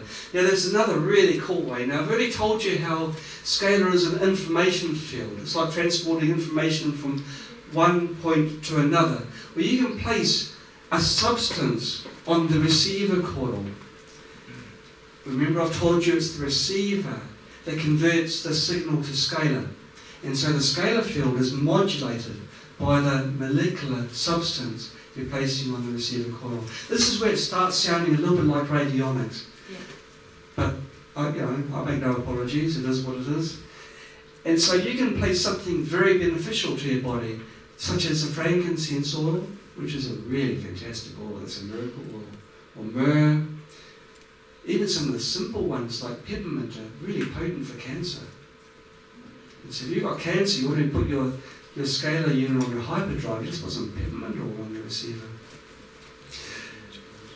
I'm not sure whether I do have a lid on that photo. That was in this demonstration. That's a plastic lid. But for our own treatment, I removed the lid and I just coiled up a bit of tissue paper and stuffed that into the bottle to stop it from going out if it spilled over. You found that the lid gets in the way? No, we did this because we considered, well, maybe the plastic is also modulated. Now, because we don't know for certain, we err on the side of caution. First time question from this man with that. You're still sure about obviously these are photographs, but you're sure what you wouldn't necessarily put a full bottle, you need a drop or something? The question is how much do you put on there? Well, in this, again, I'm not 100% sure. Maybe in a year's time I know a lot more. But in these examples, the bottle was about 1/3 full, or even a little bit less than that. Not very much at all. So we don't need much of a product. In fact, this is a really cool thing. You know, there was this guy on the he became the most hated man on the internet. He was most hated because he increased the price of an essential anti-cancer drug by something like 2,000%, and you may have read about it. Yes. He's in prison now where he belongs. But you can buy one of his capsules, place that on the receiver, and just use that same capsule for a year, 2 years, whatever the shelf life is of that tablet. You're gaining the benefit of the molecules that are inside the capsule, because that capsule is modulating the scalar field between the two units. So nothing on the transmitter, just the No, nothing on the transmitter. If you do want to have something on the transmitter, you put a little bit of water, and the Germans, well, they add alcohol to everything, but but it's true they have a 50% alcohol water solution. Maybe they don't like the taste of water, but they do this and then they use that as a tincture. They have small samples of that between treatments. Because these are full, large, blown clinical trials they were doing. And so people couldn't go all the way into the clinic for treatment every day. And so they take home their happy bottles. And so you put that on the transmitter because it's the scalar field is bounced back to the receiver. That's the circuit. Electric field, scalar field back. You can't get drunk if you put alcohol on the receiver, could you? No, there's someone that's tried it already. Tried it. It's actually very interesting because we've got researchers that are growing CBD, or they're creating CBD from the crop, which is marijuana, but it's medicinal grade, and they can taste the CBD in the water that they're placing in the receiver. Not just that, but there's a proper laboratory setup they have. They put it through gas chromatography, and they saw the peaks of the CBD, and that water had been nowhere near the oil. Nowhere near the oil. So it's more than just this. You know how people who are sceptical may say, well, you're thinking you've got to have the right mindset for it to work, otherwise it doesn't work. Well, this is science, this is fact, this is the stuff they don't want you to know. Because it works. That can work with all nutrition? Yes. Yes. And it's more effective than having a Spooky2 generator generate the frequencies of, say, vitamin C or magnesium, is it? I'll answer that very soon. Okay. Typical Londoner. Sorry, was this still on? Sorry. Okay, and you can combine several substances at the same time, and you can see there's 4 bottles on there. Yes, we've done the naughty, we've got the lids on. Maybe it's just to prove that they are actually essential oils, but you can combine them. And in our machine, we added the 4 oils into the same container, okay, and just had them mixed together and had them on the coil. And you see that's the receiver. The receiver's just got the single button for tuning. Once it's tuned, you turn it off again. The transmitter's got the frequency generator built into it. So do you tune it after you put on the oils or whatever you're going Yes. to do, or you tune it before? You tune it afterwards because the substance actually changes the tuning point, especially if it's larger. And this is the really cool thing. This is where Royal Rife meets Nikola Tesla, and we have a facility of modulating using a generator. And you can directly apply any of Royal Rife's frequencies. Gosh, I sound like a tradesman, a salesman, directly into the transmitter. So you've got a scalar Rife machine, which has never been, that's right, isn't it? Yeah, which has never been done before. And then we came to thinking, well, why don't we, what's the effect of putting in molecular weight frequencies and emulating the substance through frequencies alone, rather than placing the substance on there?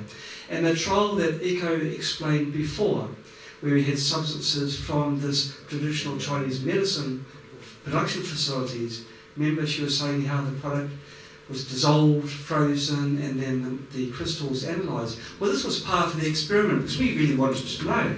And so we knew the molecular weight, and we did the frequency application, sent it back again. They dissolved, froze, and inspected the resultant crystals.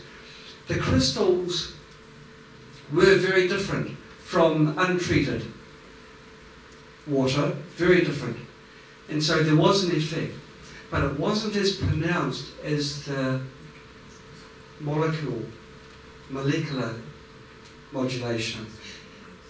To put it into a single sentence, which is nice and simple, it's best to put the substance on the coil rather than emulate the substance through frequency. There's still an effect, but not so strong. And I'm thinking, well, it may be because, like, it's all very well knowing the molecular weight of a substance, but it's like the note of a substance. It's not the song of the substance. There's things that science is discovering all the time. We are not know-all. We do not know every single constituent of a substance. And a substance, anything, even solid metal, is mostly nothing.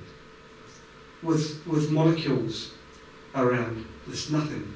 And so what is that nothing? There's no molecules in the nothing, so it's not a substance. People, including myself, refer to it as the ether. It's like a space of something. And what it is, it's like a sea of energy. Well, it goes beyond my pay scale to really get into that. I don't understand it completely. But I do understand that there's more to, you can dumb something down to a frequency, but there's more to that substance than a frequency. So it's not a continuous note, but it's a whole series of notes. It's a song that makes a substance, not just a single frequency. And so this is how we saw that there was some change, but we figured there's more to it than just that. So you can emulate a substance through frequencies. It was proven through these tests. But the results are better if you use the real thing. What's that up there you've got? For example, under the column you've got 4. For example, is it Eco Light, red? 4 oscillations. What is that? These are the settings. This was a photograph of one of the notes that Royal Rife made. Now he found the frequencies, but in his equipment, it wasn't just frequencies that were important, it's also the power of those frequencies. We were discussing this last night over dinner. But so he recorded all the settings of his equipment because he was a true scientist, not just the frequencies, but the the current that was passing through into transistor valves, and all the parameters of his equipment. And it's listed there, tabulated. And so we've created a machine that can apply all the frequencies that he applied. We found a way, I'll come to you just in a moment, so I don't want you to get you tired. Scalar machines until now have been very, in little pockets around the world, but not made, in my mind, not done really properly. And they can never modulate beyond audio frequencies, and there's good reasons why not. The field collapses and they couldn't be reinstated. And so most of the year I spent in my hibernation trying to develop Scalar to a point where I'm really excited about it. I'm feeling it's 100%. Was finding a way where it could be modulated without pulling down the field. And I found the only way, I believe, of doing that. And so this is why we're not restricted to the frequency range. So you can modulate it 4 megahertz if you want. I mean, if you really want to, if you have a need for it. But most of all of our frequencies were around 1.6 megahertz or less. So they're easily within the range of Scalar. So, yeah, there are several technical hurdles that we had to pass through to get Scalar to the point where we're happy with it. And we've done a lot of things which have not been done anywhere else, including the fact that it can modulate in the very, very high frequencies. Now, the patient gentleman at the back, the question... Yeah, sorry to... You were saying just earlier that you probably think it's better to use essential oils than digital frequencies so far.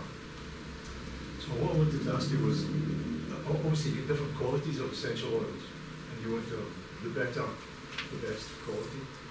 Is there a source other than yourselves, and I don't think there probably is, to say which essential oils are for which illness or which condition? Okay, the question is really, there's a double-ended one. Sneaky if I don't mind saying so, but first part of it was really the quality, and I guess how do you know whether the quality is good? The second part was how do you know which oils to apply? Well, quality side, we use essential oils a lot at home. Now, I've got no ties whatsoever towards any particular company, but just one-on-one. We use doTERRA oils. We are very aware of the healthy living, is it? Young living oils, and the mudslinging between those two companies. And we're sticking to doTERRA. You should try the European ones. Possibly. They're the ones where it's all started. Okay, go to the source. Yeah. And so, but that's my personal, what I've found, what we have found. As to what are the best oils to use for any particular thing, it really is best to, yes, we as part of giving, educating people on our side, we do give charts and give advice as to which oils to use. You've got to remember that oils have been around for a long time, and so it's sort of like ancient knowledge that's being used now. Herbs and oils, all being used.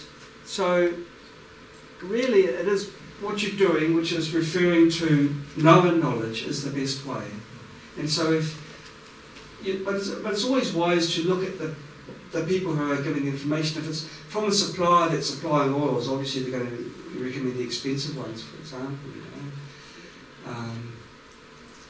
But if it's coming from someone who's just giving advice and they're knowledgeable, they'll be more reliable, I'd say. Would you go along with that? Just people there's now university courses. There's Sure. There's scientific books written about it, so it's not really about money, it's about Okay.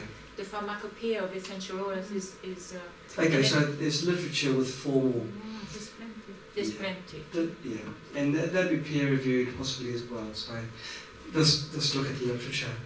So there are the three methods that Spooky Scalar can modify the scalar fields between the units. And here I'm saying how after the two units are tuned, you can connect the generator to the generator port on the transmitter box, and when you sit between the two units, you'll be receiving a modulated scalar field.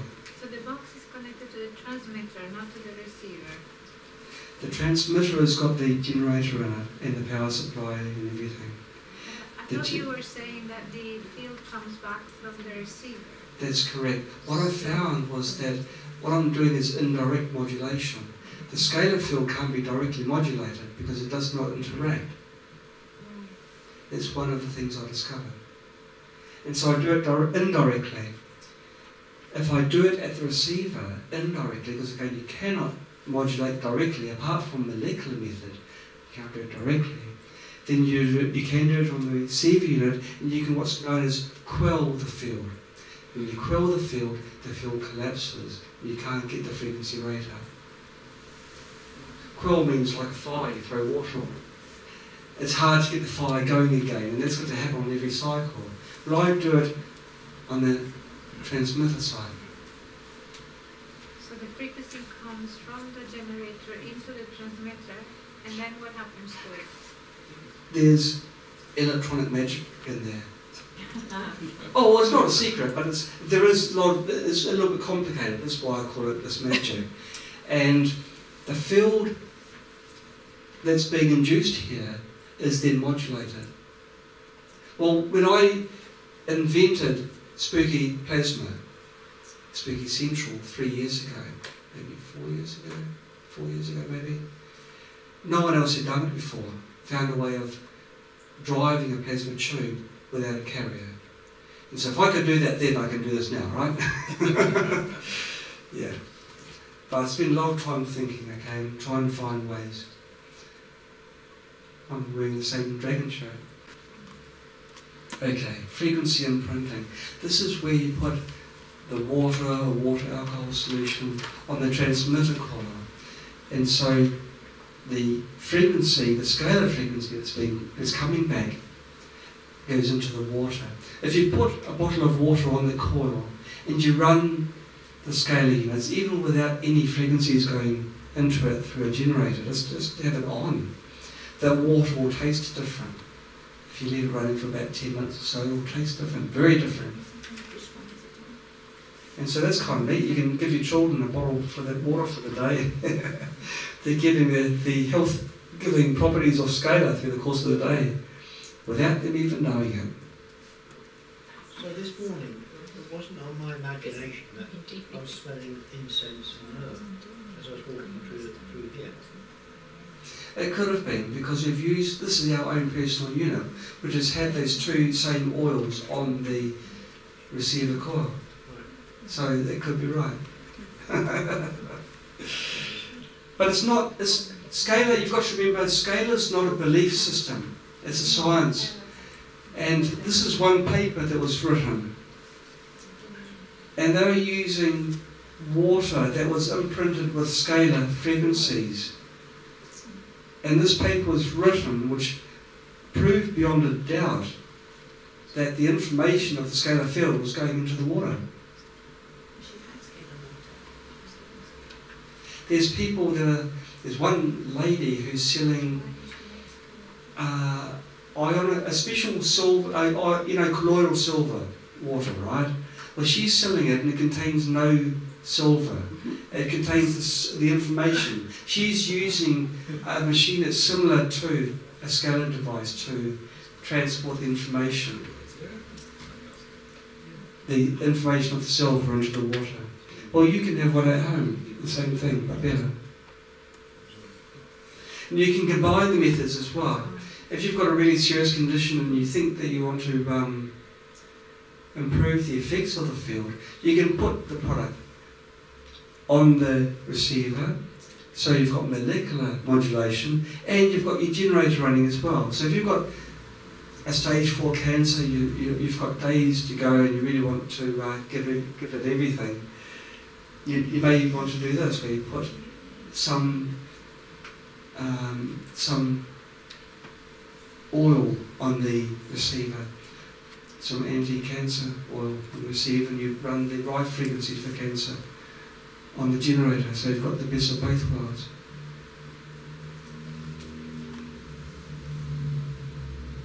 Now I wanted to say one other thing, and I did touch on it before. In a study in Germany, there was one child, he was literally given, and they made it quite miserable for him. They said to him, "You're going to live for 12 days. Young kid. 12 days. I mean, you can't, how can they be that precise, you know? But maybe they know that growth of the mass. And his body was riddled with cancer. It was more cancer than healthy cells in his body. And he was wheelchair ridden. He was, if you're Kiwis, I'd say that he was rooted, but you don't have that term in the English terminology. He really had no hope of life. And so he was accepted in this trial. And what they did with him was something quite special. They extracted his blood. They centrifuged his blood. So they got his platelets. They put this into a small vial on the receiver. That's the side that converts the EMF to scalar side. And they put a chemotherapy drug in with that blood. A chemotherapy drug into that same container. And the boy sat between the 2 units. The cancer cells started dying in the vessel from the not in the boy, in the vessel where this anti-cancer drug it's explosive if it touches water. It's really strong stuff, and it's amazing to put this into your body. But they put it watered down already. But they put drops of this over his blood cells. And he sat in the centre between the 2 units. Now, remember I keep on saying that scalar fields are an information field. Information gets transferred. The information of the cancer cells dying induced apoptosis. Thank you. In his cancer cells. His cancer cells started dying in his body. And the summary, the end of the story was, he's still alive. He's still in a wheelchair because of the nerve damage that was caused by the cancer. But he's got energy. He's a kid. Well, he's now, I think it's 6 years ago, so 8 plus 6, 14, yeah, teenager. He's a teenager, but he's alive. And he's healthy. There's no sign of cancer in his body. So that's a big, big change, you know. So they did it that way, which is really amazing. Who's they? Pardon? Who's they? The people in Germany. Yeah, it was Professor Mahl. How long did it take? I think it took 2 months. Do you have references? The professor wrote papers in German that were translated into English, and they're available in books. I think you can't get them in Amazon for some reason. The professor, he's a nuclear physicist. His name is Professor Mayo Constantine, and the book of importance here is Scalar Energy Part 2. Is the medicine.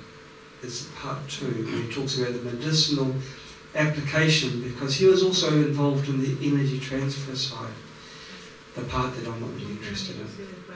Great. So maybe you can show some of the other people where to buy it from, because you can't get it from many places.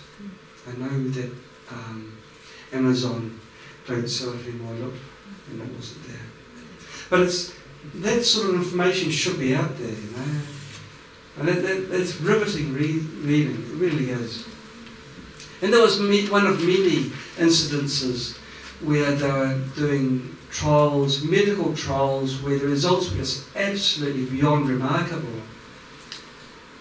Absolutely beyond remarkable. And their equipment wasn't even the spooky one. It was really low-powered devices that they were using. And they were using, well, I won't go into details because I don't like to say too much, but in my mind, our machine is a lot better than what they were using. Still scalar fields though. So this is the final notes of scalar, and they tune before each treatment. Now if I was to write that, I'd say turn it on and tune after an hour. Because once it's tuned, I find that day after day it doesn't really change much at all. If it does change, it only changes about 50 kilohertz in the frequency, which is only one click in the generator. Now the transmitter and receiver should have their lids facing each other at all times. And you keep the link cable between the transmitter and receiver away from metal. Now I've got the link cable on the concrete floor, which will have concrete reinforcing, hugging a wall. There's a big concrete pillar there which will have metal through it, round the back there and meandering outside, and the receiver's behind this concrete pillar. And it has an effect at the field. When I give this information, it's really ideal. But if you can't avoid it, don't worry about it. Don't worry about it. There's more important things to worry about. So this is probably the ideal. And really have the units as far apart as possible, because it tends to make things more effective, more powerful. It's really counterintuitive, isn't it? You know, you have something further apart and it becomes stronger. Now we say with all of our products, people who are pregnant or have a pacemaker should not use Spooky2 scalar. Now I didn't ask if anyone here has got a pacemaker before I started running it, so I was a bit naughty. But scalar fields are a natural means of communication for ourselves, and it's probably as safe as Spooky Remote for frequency treatment, because Spooky Remote is also extremely safe. But just on the side of caution, we say pregnant or pacemaker. Overnight treatments are perfectly safe and you don't get frequency fatigue. I say the body takes what it needs and disregards the rest. Now, when you first start using a scalar field, the effects are quite pronounced and you notice them a lot. But after you use it for a few days, you it becomes the new normal, where if you turn it off, then you might sleep really badly, wake up grumpy. It doesn't, to go down from there becomes hard again. Your body becomes accustomed to this new vigorization, that's a good word, the new vigor. There's no travelling kit yet. Travelling kit? No, not yet. Well, we've done it, so no travelling kit. Now this is some feedback we've had from users. Whilst we were developing Scalar, on the final release, we gave some to some of our users. And we asked them just to let us know how they felt after their use. And of course we'd been using it for a while, so we kind of knew what to expect back. And this person, the first person, had been struggling with Crohn's disease for the last 60 years. Now, Crohn's disease is truly debilitating. If it's systemic, it's in your organs, your body is fighting itself. And really you live life from one disaster, one medical disaster to another. It's terrible. And this person writes, despite my best efforts, I couldn't improve the energy problem, no matter how hard I tried. In June, the Spooky2 team, that's Eco and myself, we visited Atlanta on their world tour. And she writes, or he writes, I don't know who it is, I demonstrated a new scalar device. And after hearing my explanation, they immediately realised the scalar energy was a missing link in their Crohn's treatment. And they ordered the device. And they have been using it every night in their bedroom for a month. And and quoting what they say, the results were amazing. I started sleeping better from the first night. My energy level started to increase from the first day. The improvement continues. I'm sleeping less, but more restfully. My energy is enabling me to return to a normal life for a person my age. And today I rode my bicycle for the first time in 7 years. Yeah, wow. And thank you, John and the Spooky team. Changed my life in 1 month. Can't wait to see what else it can do. When we get reports from that, that makes everything worthwhile. All of a sudden, all these sleepless nights, restless nights for myself, thinking of answers, how to solve these really prickly problems, it makes it all worthwhile. This is how Spooky started. We started with this vision to help people, and now we are, and we're getting all these positives back, and it's really awesome. Another one, Sandy and I plugged the scaler in immediately upon opening the box, and have really turned it off. Only when we reposition the receiver to cover our bed at night and retune. We are both very sensitive to energies and have not herxed with the scaler. We do not get many visitors, however none have herxed in the time they have spent in the field with us. Well, any herx today, right? This is a room of... No, this doesn't feel good. We all have noticed some good effect and feeling or other while here. We like to show off making structured water, and everyone has noticed that the water from the scaler tastes smoother or sweeter. There you have it. Now scaler, we only released it officially something like a month ago, and we're really sort of panicking for making enough. So we're learning just as much as our users, I guess. We know the scientific side, but the human side, which these people are discovering, and we're discovering because we have it running all the time as well. It's all new ground. It's all exciting stuff. John, do you have an idea for how long it takes to structure the water effectively? Time scale? Yes, minutes, not seconds, not minutes. Yeah, maybe it's not very long. I don't know if it's dependent on how much water is used. I do know that if you put a cup on the coil, you do have to retune because it shifts the point quite a bit.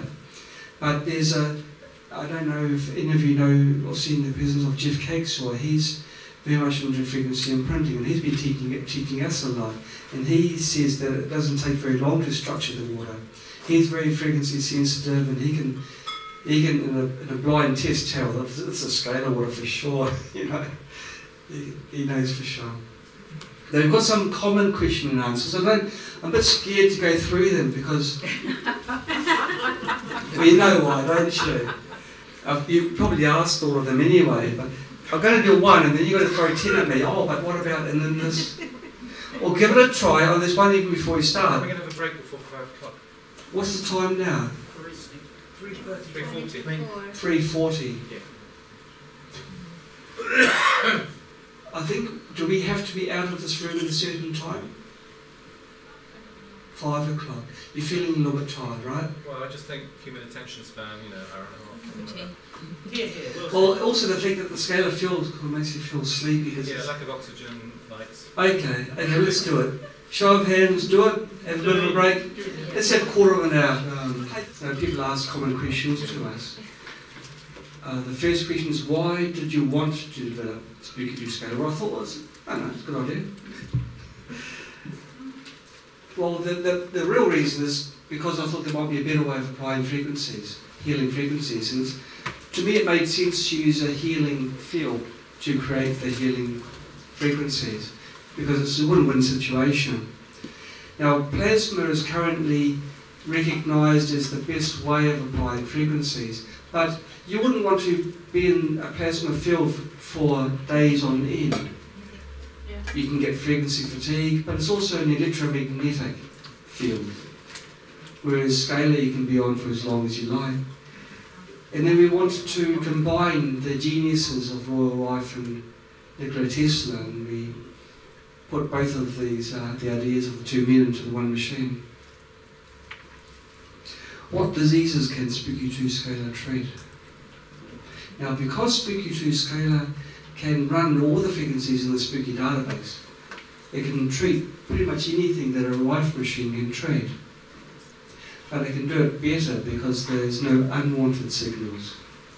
But Spooky Scalar can treat conditions which a Rife machine can not, such as infertility and immune disorders. They did an experiment, maybe it's a little bit too much detail, there's no children in the room. This married couple couldn't have children, and they put the husband's sperm on the receiver cord and she sat between the two. And what they found is that her body had antibodies for the sperm, see? It was like a foreign body rejecting it. And her body became accustomed to it, and she got pregnant soon after. So I won't recall these, but... Okay, so how long does it take to see results from Spooky2 Scalar treatments? Now, it's pretty much like any other treatments. Chronic conditions are conditions that you may have been carrying for a long time. And so it's going to take a while for those conditions to resolve, possibly. But you saw the video earlier where it was just over 2 months for tumour shrinkage down to 5% of its original size from stage 4. So that's quite remarkable. How many people can be treated at the same time? Actually, I don't know how many people are here, but it's quite a good turnout. We say that as a general recommendation, 1 at a time. But I mean, hey, you've got a machine that can go across a whole house and treat a whole house, well, why not? I'm going through quickly so you guys don't have a chance to raise your hand. Can Scalar be used at night while sleeping with one spouse? This is quite a funny question because it doesn't matter with someone else. But, well, we won't go into the ethics and morals or standards or anything like that, so just focus on the science, okay? Now the fact of the matter is, if you're living your life with somebody, you're already sharing information with them. Because it's not just scalar fields that information fields, light as well, photons from light. And so pretty much anyone that you spend your time with, you're sharing information. Even your pets. You know, sometimes they say you look like your pet. Not the other way around, they say you look like your pet. Well, that's the same thing, I guess, you know, we're sharing information from your pet, because your pet becomes part of your family, part of your life circle. Okay. And so, any side effects of Spooky2? Well, there are some side effects, but side effects that term is a connotation for things negative, but the side effects of Spooky2 Scalar are positives. You tend to sleep longer, your quality of sleep tends to be better, you tend to have more energy, you tend to have really good ideas too. You know, if you've got a job or a hobby that it's a creative thing, the ideas just start flowing out. And so, okay, we're talking about more the unfun stuff. If it's killing bacteria, you get the old Herxheimer effect. And so they say here you treat every second day to allow for recovery. Now, and also the fact, these are all things I've mentioned before, you place a vial of water on the receiver cord, on the transmitter cord, sorry. In between sessions, to avoid Herx, you do your treatment, and then in the recovery day you can just drink this water. Now, treatment durations can be as short as 10 minutes. You don't need to spend all day.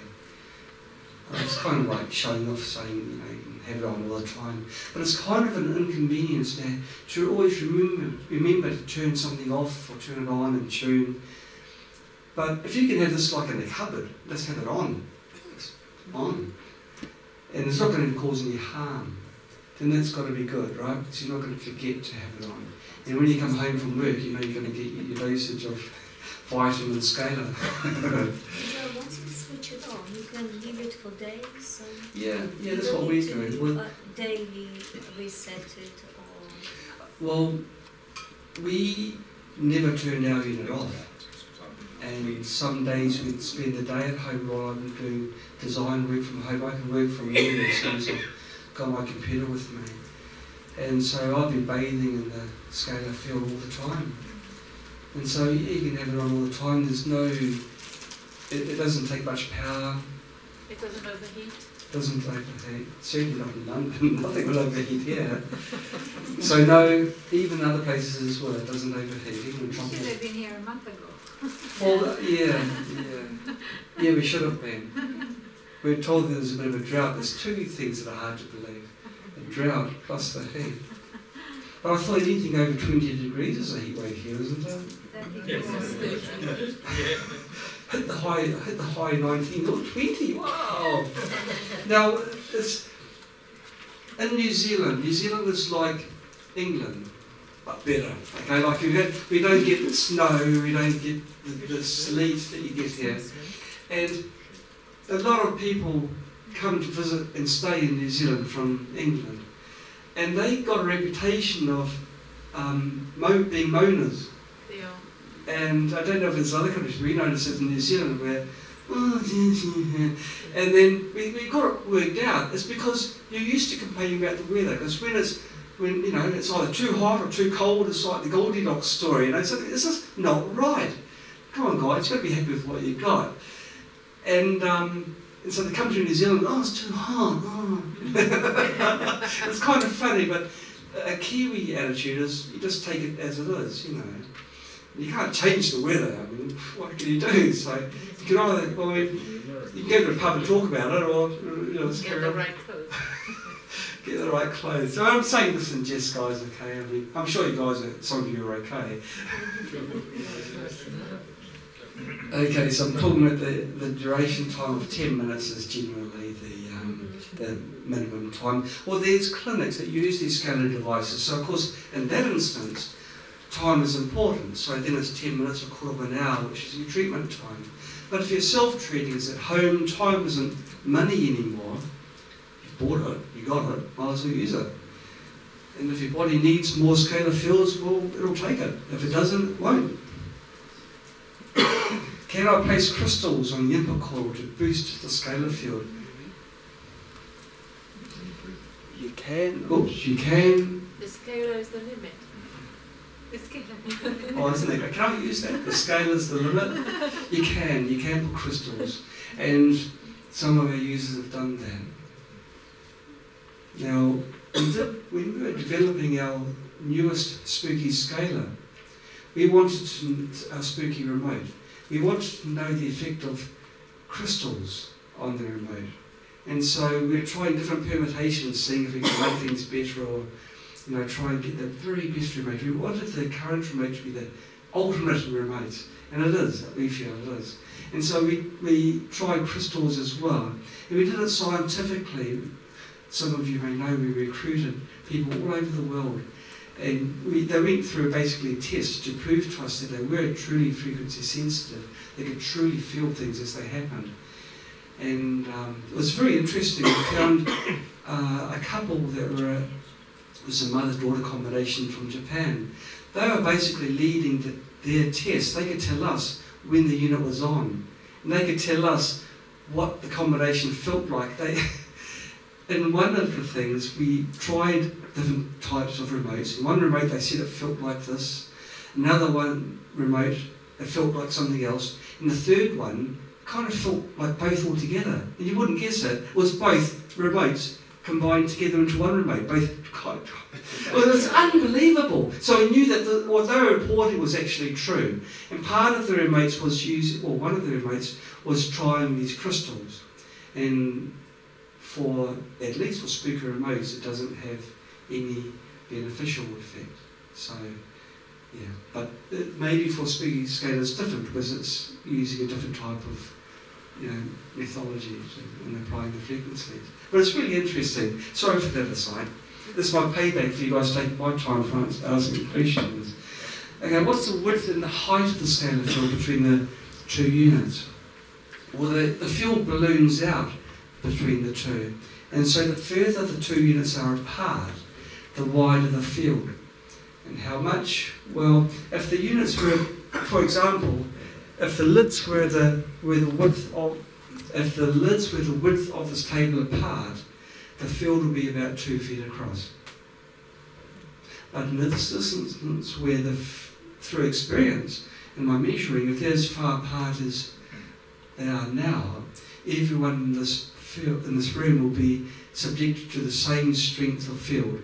Even on the perimeter of the field, it's the same strength. It's quite a sudden horizon, like that soap bubble I keep on referring to.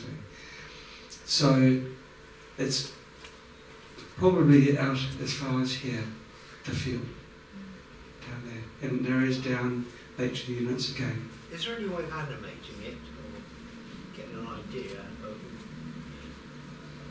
No. No way of measuring it? Well, there probably is, but I'm not but I don't know how to do it. Don't know. It's really hard because even to visualise, if you've got a field that changes space-time, whereas on a piece of paper or even when you're watching a film, it's on one time scale, how can you have representation of time folding in onto itself? I can show it on a 3D plane as a 2D representation of gravity in the illustration I had before with the curvature of time, but to accurately portray it is really hard. Really hard. If I do ever see anything that's close to it, I would add it to this presentation. Okay, I know Spooky2 Remote is also using scalar field, that's good. What is the difference between Spooky2 Remote and Spooky2 Scalar if they're using the same field?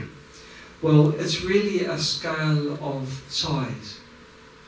Remote does use a scalar field because it's equal and opposing magnetic fields.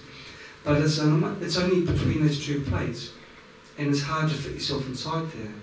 Whereas this is greater power in greater distances.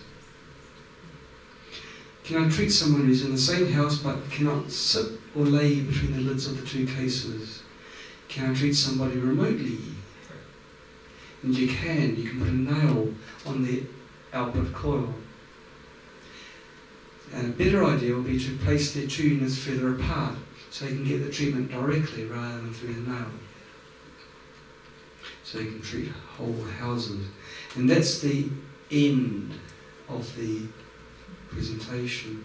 Now this is the point in time where it's a free-for-all. You can ask me any questions pertaining to spooky software, hardware. We've got some goodies in the front here to distract you so you don't ask the tough questions. We created a company called MirrorMate. Anything that doesn't need the spooky software, we throw into that company. And we've got a wee pulsed EMF unit. It runs off a 9-volt battery which lasts about a day. And that, when we developed it, we didn't have a name for it, and it seemed to work like magic with pains for the back, for other issues with skin rashes, crazy things that you wouldn't normally associate with pulsed EMF. So we call this one Mini Magic, mini because it's so small. And we've not released yet, but well, I'll show you if you don't tell anybody. We have a larger, it's bigger brother, Magic. And this is a unit which is it's designed for being used in your bed. It's got a mattress which you place underneath your sheets. This is probably the world's only pulsed EMF unit that doesn't use a coil. I'm not going to tell you how I do it. This is another one of these 2 o'clock ideas I had one crazy morning. But this is going to be released very shortly. But you're free to come up and have a look. We've got our generator X here. We've got one of those spooky digitizers which I discussed earlier. So you may want to have a play with that rather than just seeing something on the screen. Have a John White. What's this? We decided, some Rife friends of mine decided that someone who talks as soft as Michael Jackson and tap dances like Wilhelm Reich cannot leave London without a gift. And so we wanted to give this to you for contribution to, for outstanding contribution to health. Could we just...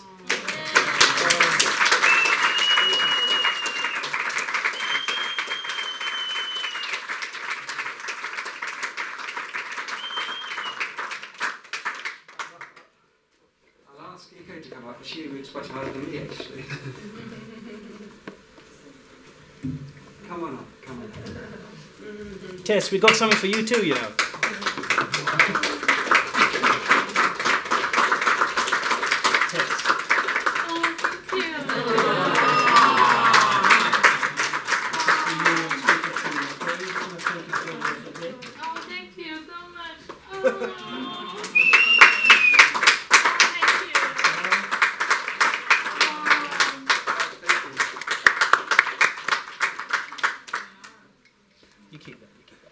I don't know what to say, guys.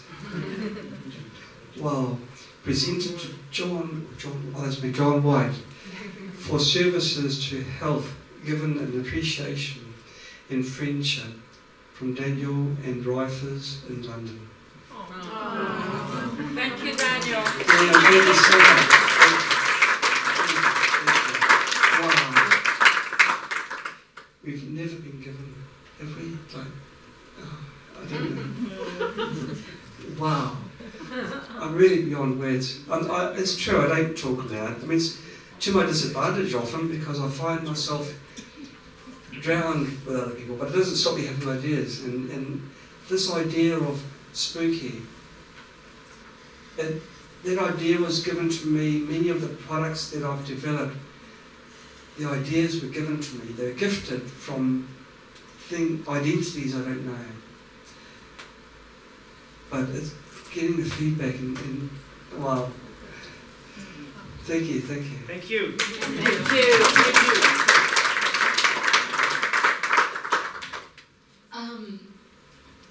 you. Before we came here, some people were asking us, is it sales conference? Like, is it for sales? Well, no, it's never. This is our 10th conference. It's never for sales. Spooky2 is the 5th anniversary. We really just want to take the chance to meet our users, to thank for the support, the continuous support from our users, from our friends. And over these years, we found that, you know, although it's really, sometimes it's really, how to say, tiring for us to travel a lot. And we find a little time for ourselves. But the reward we got from meeting our lovely users, from talking with our lovely friends, it's much more than that's the best thing. That's the best reward. So there is a saying in China that if you read, reading 1,000 books is not as good as traveling 1,000 miles, and traveling 1,000 miles is not as good as meeting 1,000 friends. So here, thank you to all the friends.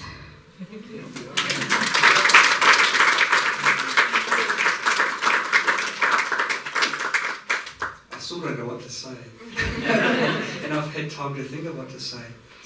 Sometimes some people come to me and say, thank you for what you've done. But it shouldn't be the other way, because it might be that we're the portal, but it's all of you lot that are doing it all. It's you guys that we should be thanking. Thank you. Thank you. Thank you.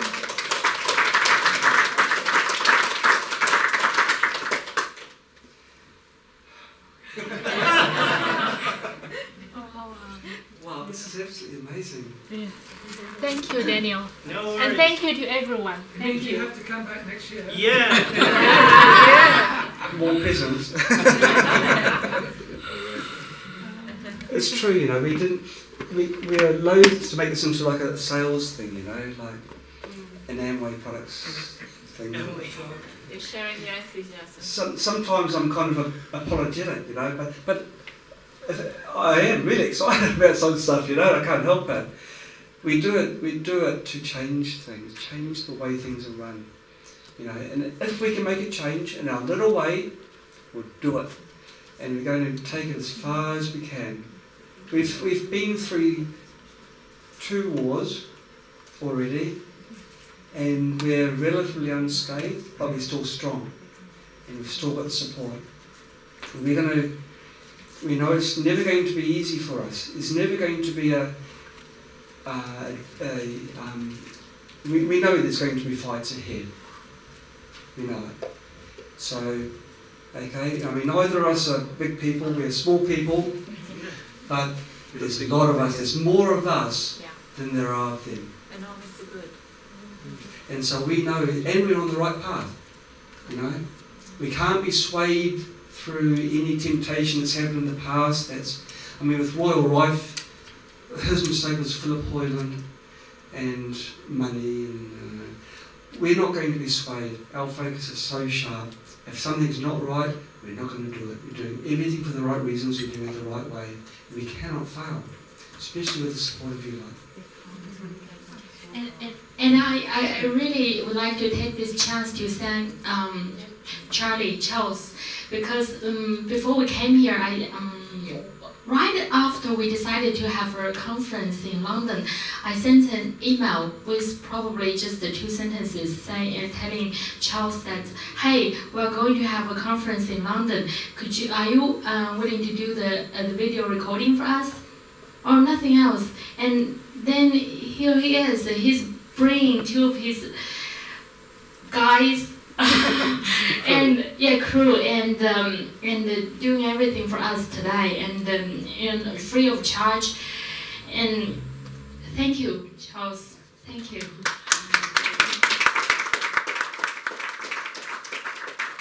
What I've been finding is really Spooky allowing me to make lots of new friends and friends who I've never met before. It's bringing really good people together. Really good people together. People with really good hearts. And so I know that even though I may not know many or any of you in person very well, I know that you're good people. So do what you do well.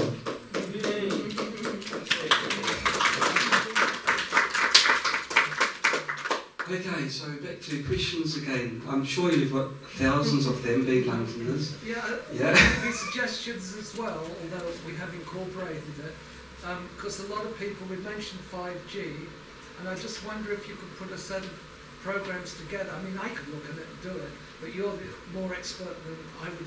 Put a set of programs on that people can just run in its head. 5G, I realise it can't protect us from 5G, but as you've said, it can put back the energy, the damage, some of the energy and the damage that 5G is going to cause if we allow it to come through. And I think that would be an excellent thing to do. Yes, okay. Well, we've got several research groups, and I'll put it to them. Thank you. Because they're much more clever than myself. Yeah, that's why I asked, because they're clever than me on this. That's right. Now, if someone buys some spooky equipment, sometimes they ask me, what should I run? And by default, it's always the terrain. Just run the terrain. It's a no-brainer. We just choose that preset and you run it, and it goes for 11 days. And there's gentle terrain which hasn't got the mercury in there, because most of us have got amalgams, thanks to the dentists of the time.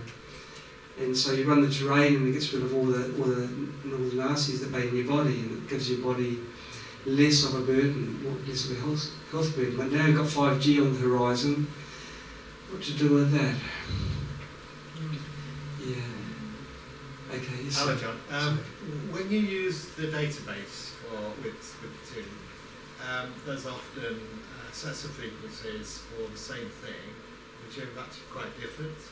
And I got to wondering, I mean, I know that Rife had these microscopes to be able to sort of measure frequencies that would damage to pathogens. But, there's such a lot. I mean, what are the techniques that they use these days to actually determine? The question is really, when you've got a condition, you've got many database entries for the condition. Which ones do you choose? Right? Yeah. Okay, well, this is where you do what's known as a refined scan.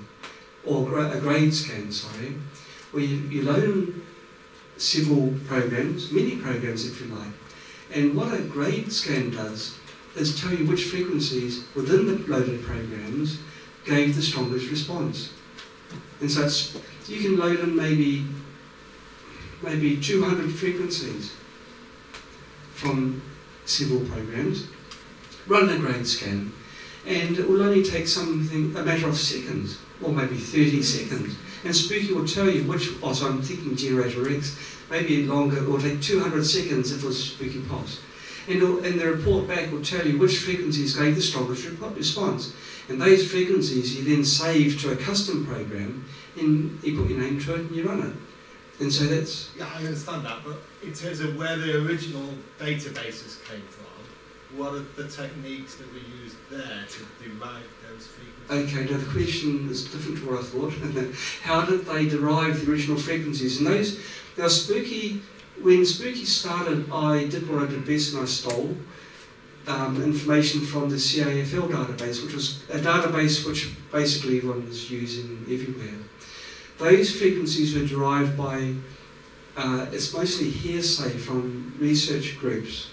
It wasn't done very scientifically. If it was done scientifically, they would have included in notes how they applied the frequencies, because 800 Hertz is different if it's in plasma, or if it's in contact mode, or it might have even been ultrasonic audio. You need to know how it's being applied, what frequency, what voltage it's being applied at. In those days, most of the frequencies were applied by contact mode. If not contact, they used a very primitive type of plasma machine, the homemade type ones, the EMM devices. But we don't know for sure. But Spooky's slowly refining that, because as part of the biofeedback, people were reporting back to us saying which frequencies have been, or which program sets have been most effective for them. And then if a program set is good for a lot of people, we shift it from one group, if it's CAFL, we move it to the proven database, the PROV. And then people know that the proven database entries are the ones that will work, or have shown to work in Spooky.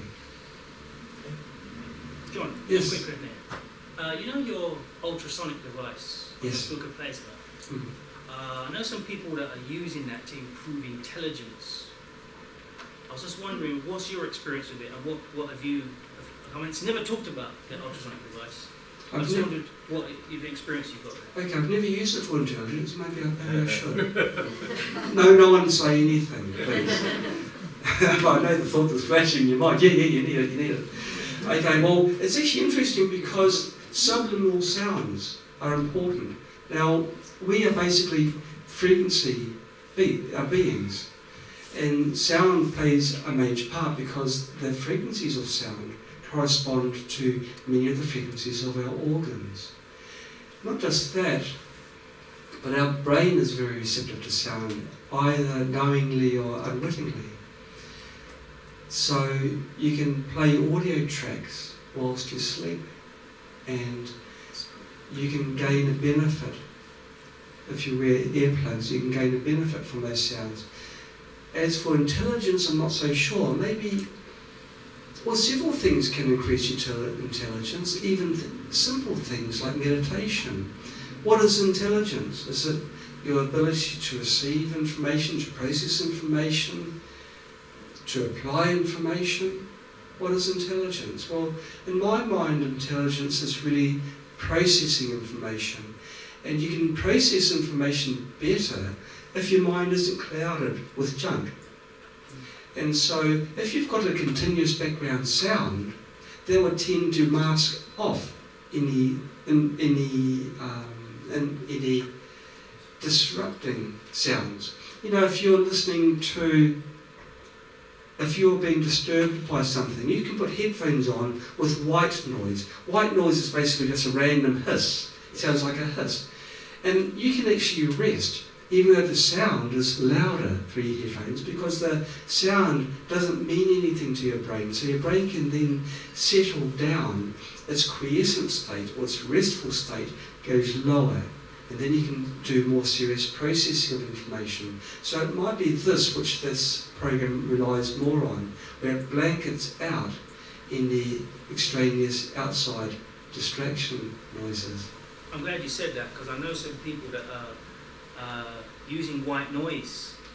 They're playing white noise through it, and it's creating like a situation where there's no left and right brain. The brain becomes one unit, and they're getting like an expanded awareness, and so learning becomes more of an instinct as opposed to memorizing facts and figures. Several years ago, I've been doing machines and things for a long time. Gosh, anyway, thanks for making me feel old.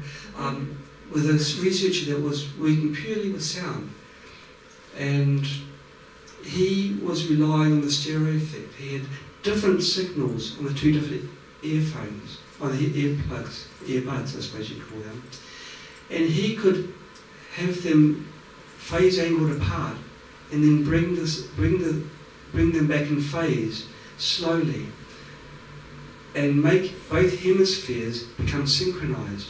When you meditate, that's when your two brain sides become synchronized.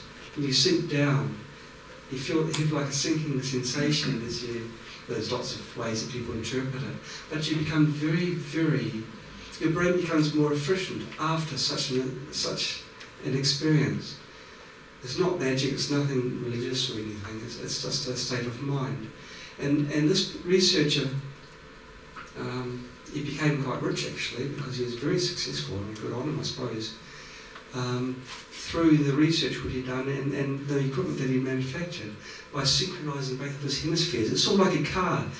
Instead of it firing on one cylinder, it's firing on both cylinders, you know. It's more effective. So you can dedicate a certain amount of time in your day. Let's say you put 20 minutes into transcendental meditation, which is the one that I do. I find it hard to sit down for more than 20 minutes, but I can do 20 minutes. I do it twice a day, once in the morning, once at night. Now, I more than make up for that by being more productive in the interim time between the two. And so I can think further out, different ideas, and grab them and use them. And so I don't know how we quite managed to talk about that, but I'm hoping somewhere it was an answer to your question. John, I think you mentioned when you were talking about the scalar that also equalised or helped to balance the sides of the brain. Is that right? Did you say that? No, I didn't say that. There was something about it, you mentioned it in one of something else. Yes, well, the thing is... But I know from other... That's true. I do use the scalar during meditation when I can.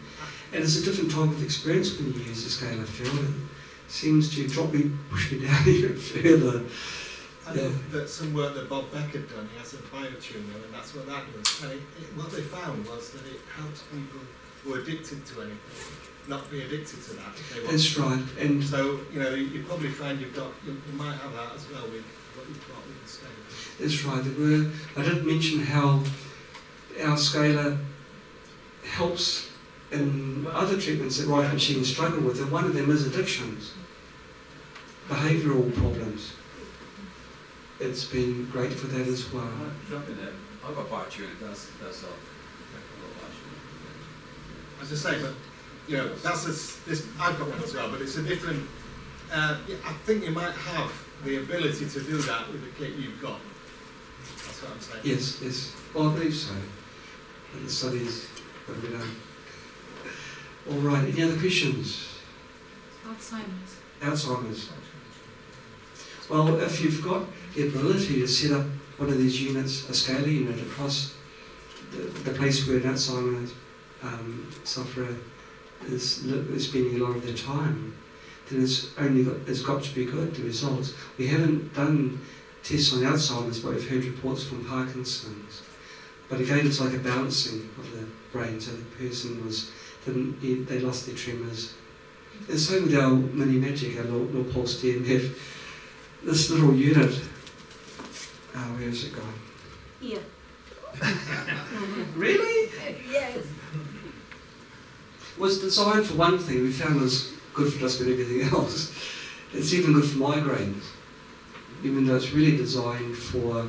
It's primarily designed for pain relief and healing.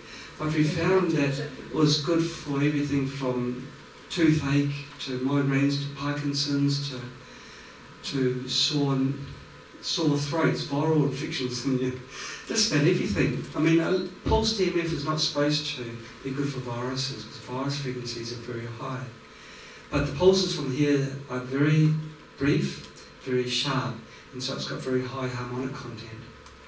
So it was a little bit of a pleasant surprise. Where do you put them on for migraines, or where would you place them? For the migraines, where were they placed on the migraine? It was, I thought it was on the temples here, on either side. Yeah, I think it's either side of the temple area. Yeah. Where do they stay on? Strap them. It comes with a strap. I don't know if I've got the strap readily available. If you have the central and the PMF, is that not? No, it's a different thing. Really? Sure, well, Spooky Central has got a pulse EMF that's got a fixed frequency. Right. It's this one's got patterns of frequencies. There's actually the world's smallest computer in here. I'm lying, but it's very small.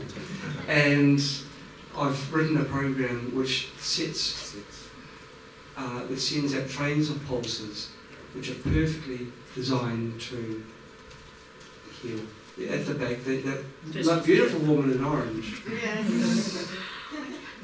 I can share some experiences with the new magic. Okay, you come on up, sure. Eko will tell us a bit about experiences that people, okay, that's right. Yeah, some are my personal experience and some are from our users. There's a rule for us developing products. I told John that if this product does not work for ourselves, then we can't give this to our users. So during development, we would normally use ourselves or our families as test samples. I was doing yoga, and my yoga teacher was doing something to me, using some very hard stuff and scratch on me, and so I got nerve damage from here, from my ear to here, and I couldn't move my head for several days, and it got worse and worse. So I was really panicked, and I was trying to go to the hospital to get it fixed. Then I thought of the mini magic, and I told John that I'll give it a try. It was I was in the office. It was 5:00 p.m. So I put one coil. I squeezed one of my ears into the coil, and I put another coil here, and it was probably after dinner, 7 o'clock or 7:30. I took off those two coils, and I could turn around my necks without any problem, and the pain was totally gone. It's like it never happened. The nerve damage, it's repaired. That's the first experience, my personal experience, and that's when I know that it's working like magic. And my daddy was having, while we do products, it's also a process for us to explore the full potential of our own products. We knew that it would work for some kind of back pain or new injuries or nerve damage, but we never knew that it would work for something like a tooth pain. My daddy was having really severe tooth pain, and he's already got it for probably 1 week, and he went to visit me. He was in such a big pain that he had to take a rest after lunch, so he was sleeping in sofa. And I secretly sticked 2 of the coils on his face, and I took a photo of him, and because I was trying to show him how ugly he is if he made me unhappy sometimes.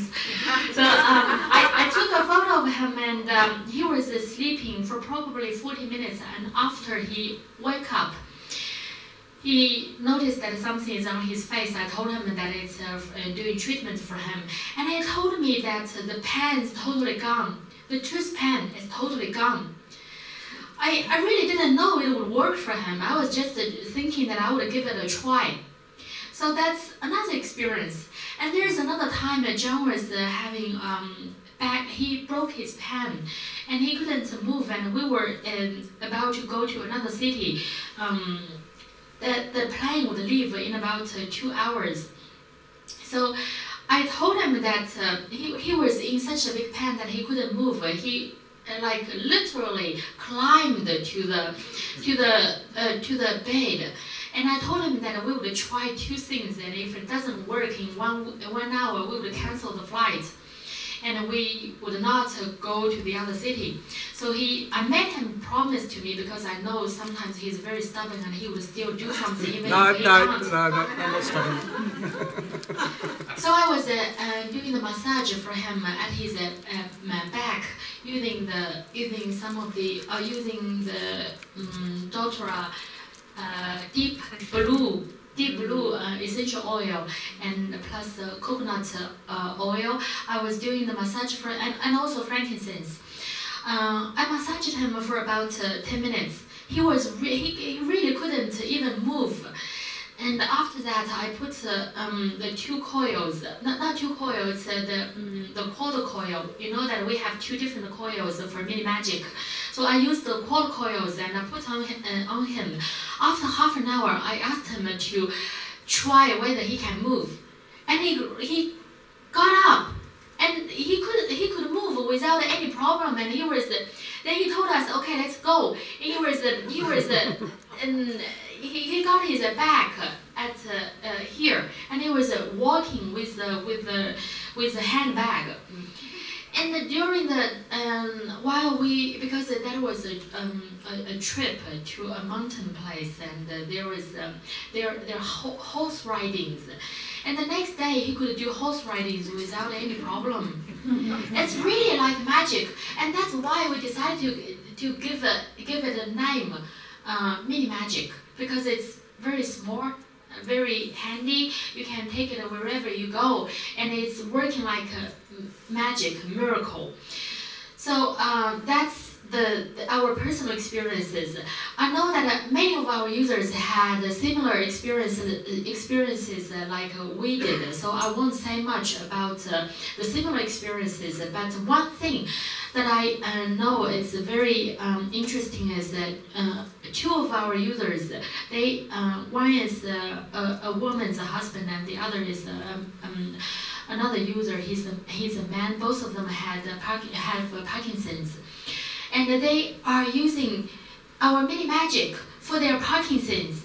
And the woman told us that his husband was having very severe trauma, right?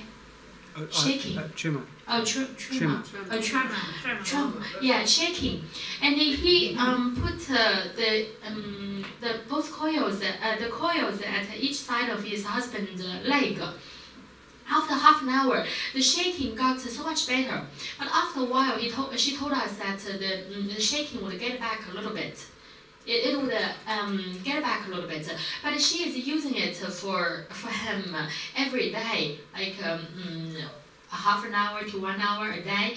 Although it would get back a little bit, but over time it's getting much better. And the other person is having the same experience. I'm also using this for my mom's back pain. My mom has chronic back pain. So for our suggestion is, if it's something new, if it's new injuries or new nerve damage, because this Mini Magic, it takes about half an hour and 20 seconds for a full cycle. So make sure that for new injuries or for new things, new problems, run at least half an hour, that you can see very obvious improvement after that.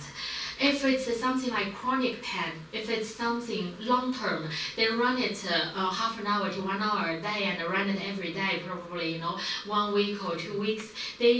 Over time you will see, although sometimes it still comes back, but over time you will see the improvement.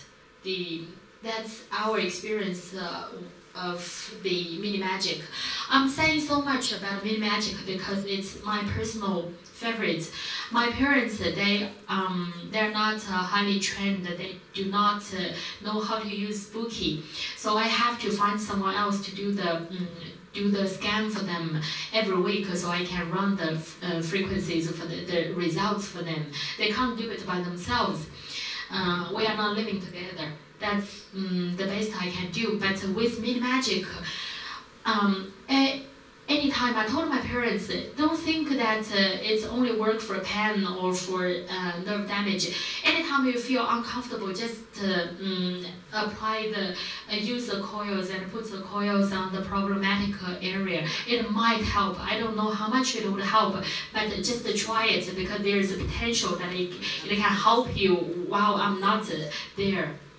How do you decide where you put the coils?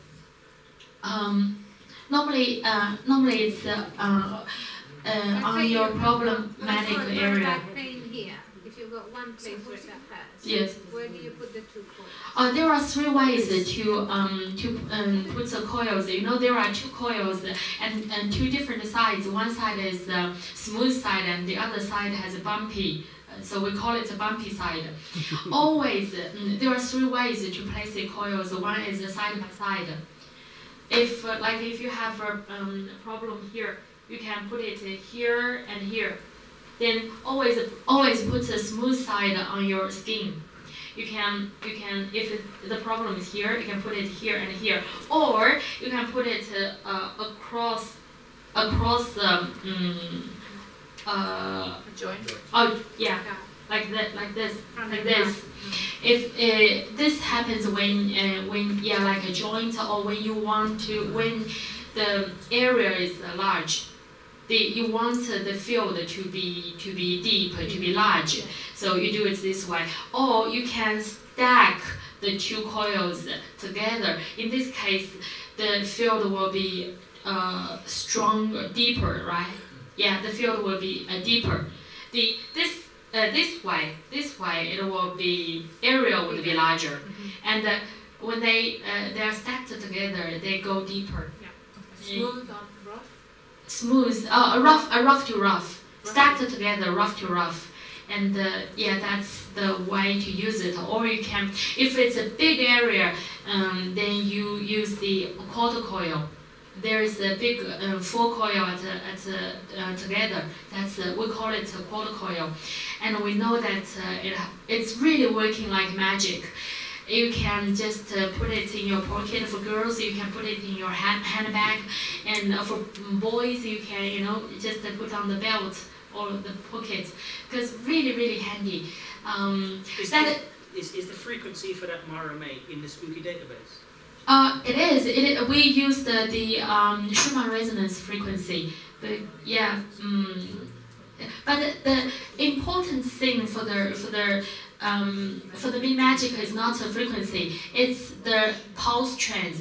It is the way that the frequency is applied to your body. So that's the most important part. So it's not the square wave. Yeah, what's the wave? Is it a square wave?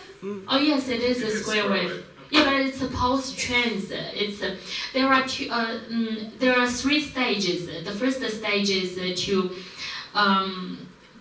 depolarize your body, because our body, there's electricity in our body, and the first stage is depolarized, so our body is not polarized, and also it applies the frequency to our body in a special way that our body would not get used to it. Like when you listen to a song, or the noise, background noise, after time you would get used to it and you would not notice it, right?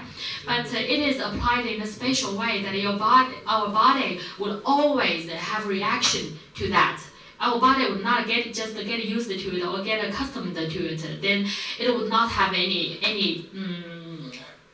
then our body would not have any reaction. So it is more about the way it's applied to our body. Yeah, Is it? Yep. Okay. Yep. Well done. Nicely said. Thank you. Yes. Could I ask a question? When you first of all released the Mini Magic, there was something in the blurb that said the coil had to be replaced frequently. Yeah, actually, that's a good point. Now, What was the question? the question is, there's something in a note saying that the coil needs to be replaced regularly, right? That's because we didn't know how long it's going to last. We knew that we made the coil to last as long as possible, but we don't. If the coil's working, we're figuring, well, why replace something that's working? And you don't. It's no moving parts. So the quick answer is this: hey, have we had any coils fail? Yes. Oh, we have. That's not good, is it? How many? How long did they last for? I don't know. It's because sometimes They break with movement. If they don't, it's only through excessive movement, because people jog with them and movement, but we've made them as strong as we can possibly make them whilst keeping them light. How would you know if it's intact? How would you know if it's not working? They come with a tester. And so a little similar to the tester that's with our scaler unit, let's put them on the coils, and if the light flashes, then it's good. That's wonderful.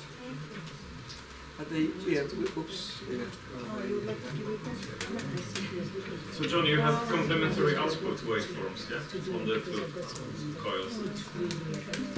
Hello. Yes, they are complementary. But it's very complex, if you want to talk technical, because we're talking about pulse trains, we're talking about bursts, 100 microsecond generally 100 microseconds, but it can also go down to 30 microseconds, the pulse trains, of varying amplitudes and sequences. So you've got pulses of 2, 3 and 4 bursts, even 5 bursts.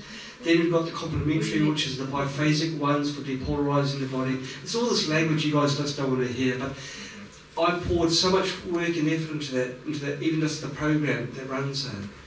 And even though it's a very small unit and a tiny little battery that lasts all day, what can that do? But it really does work like magic.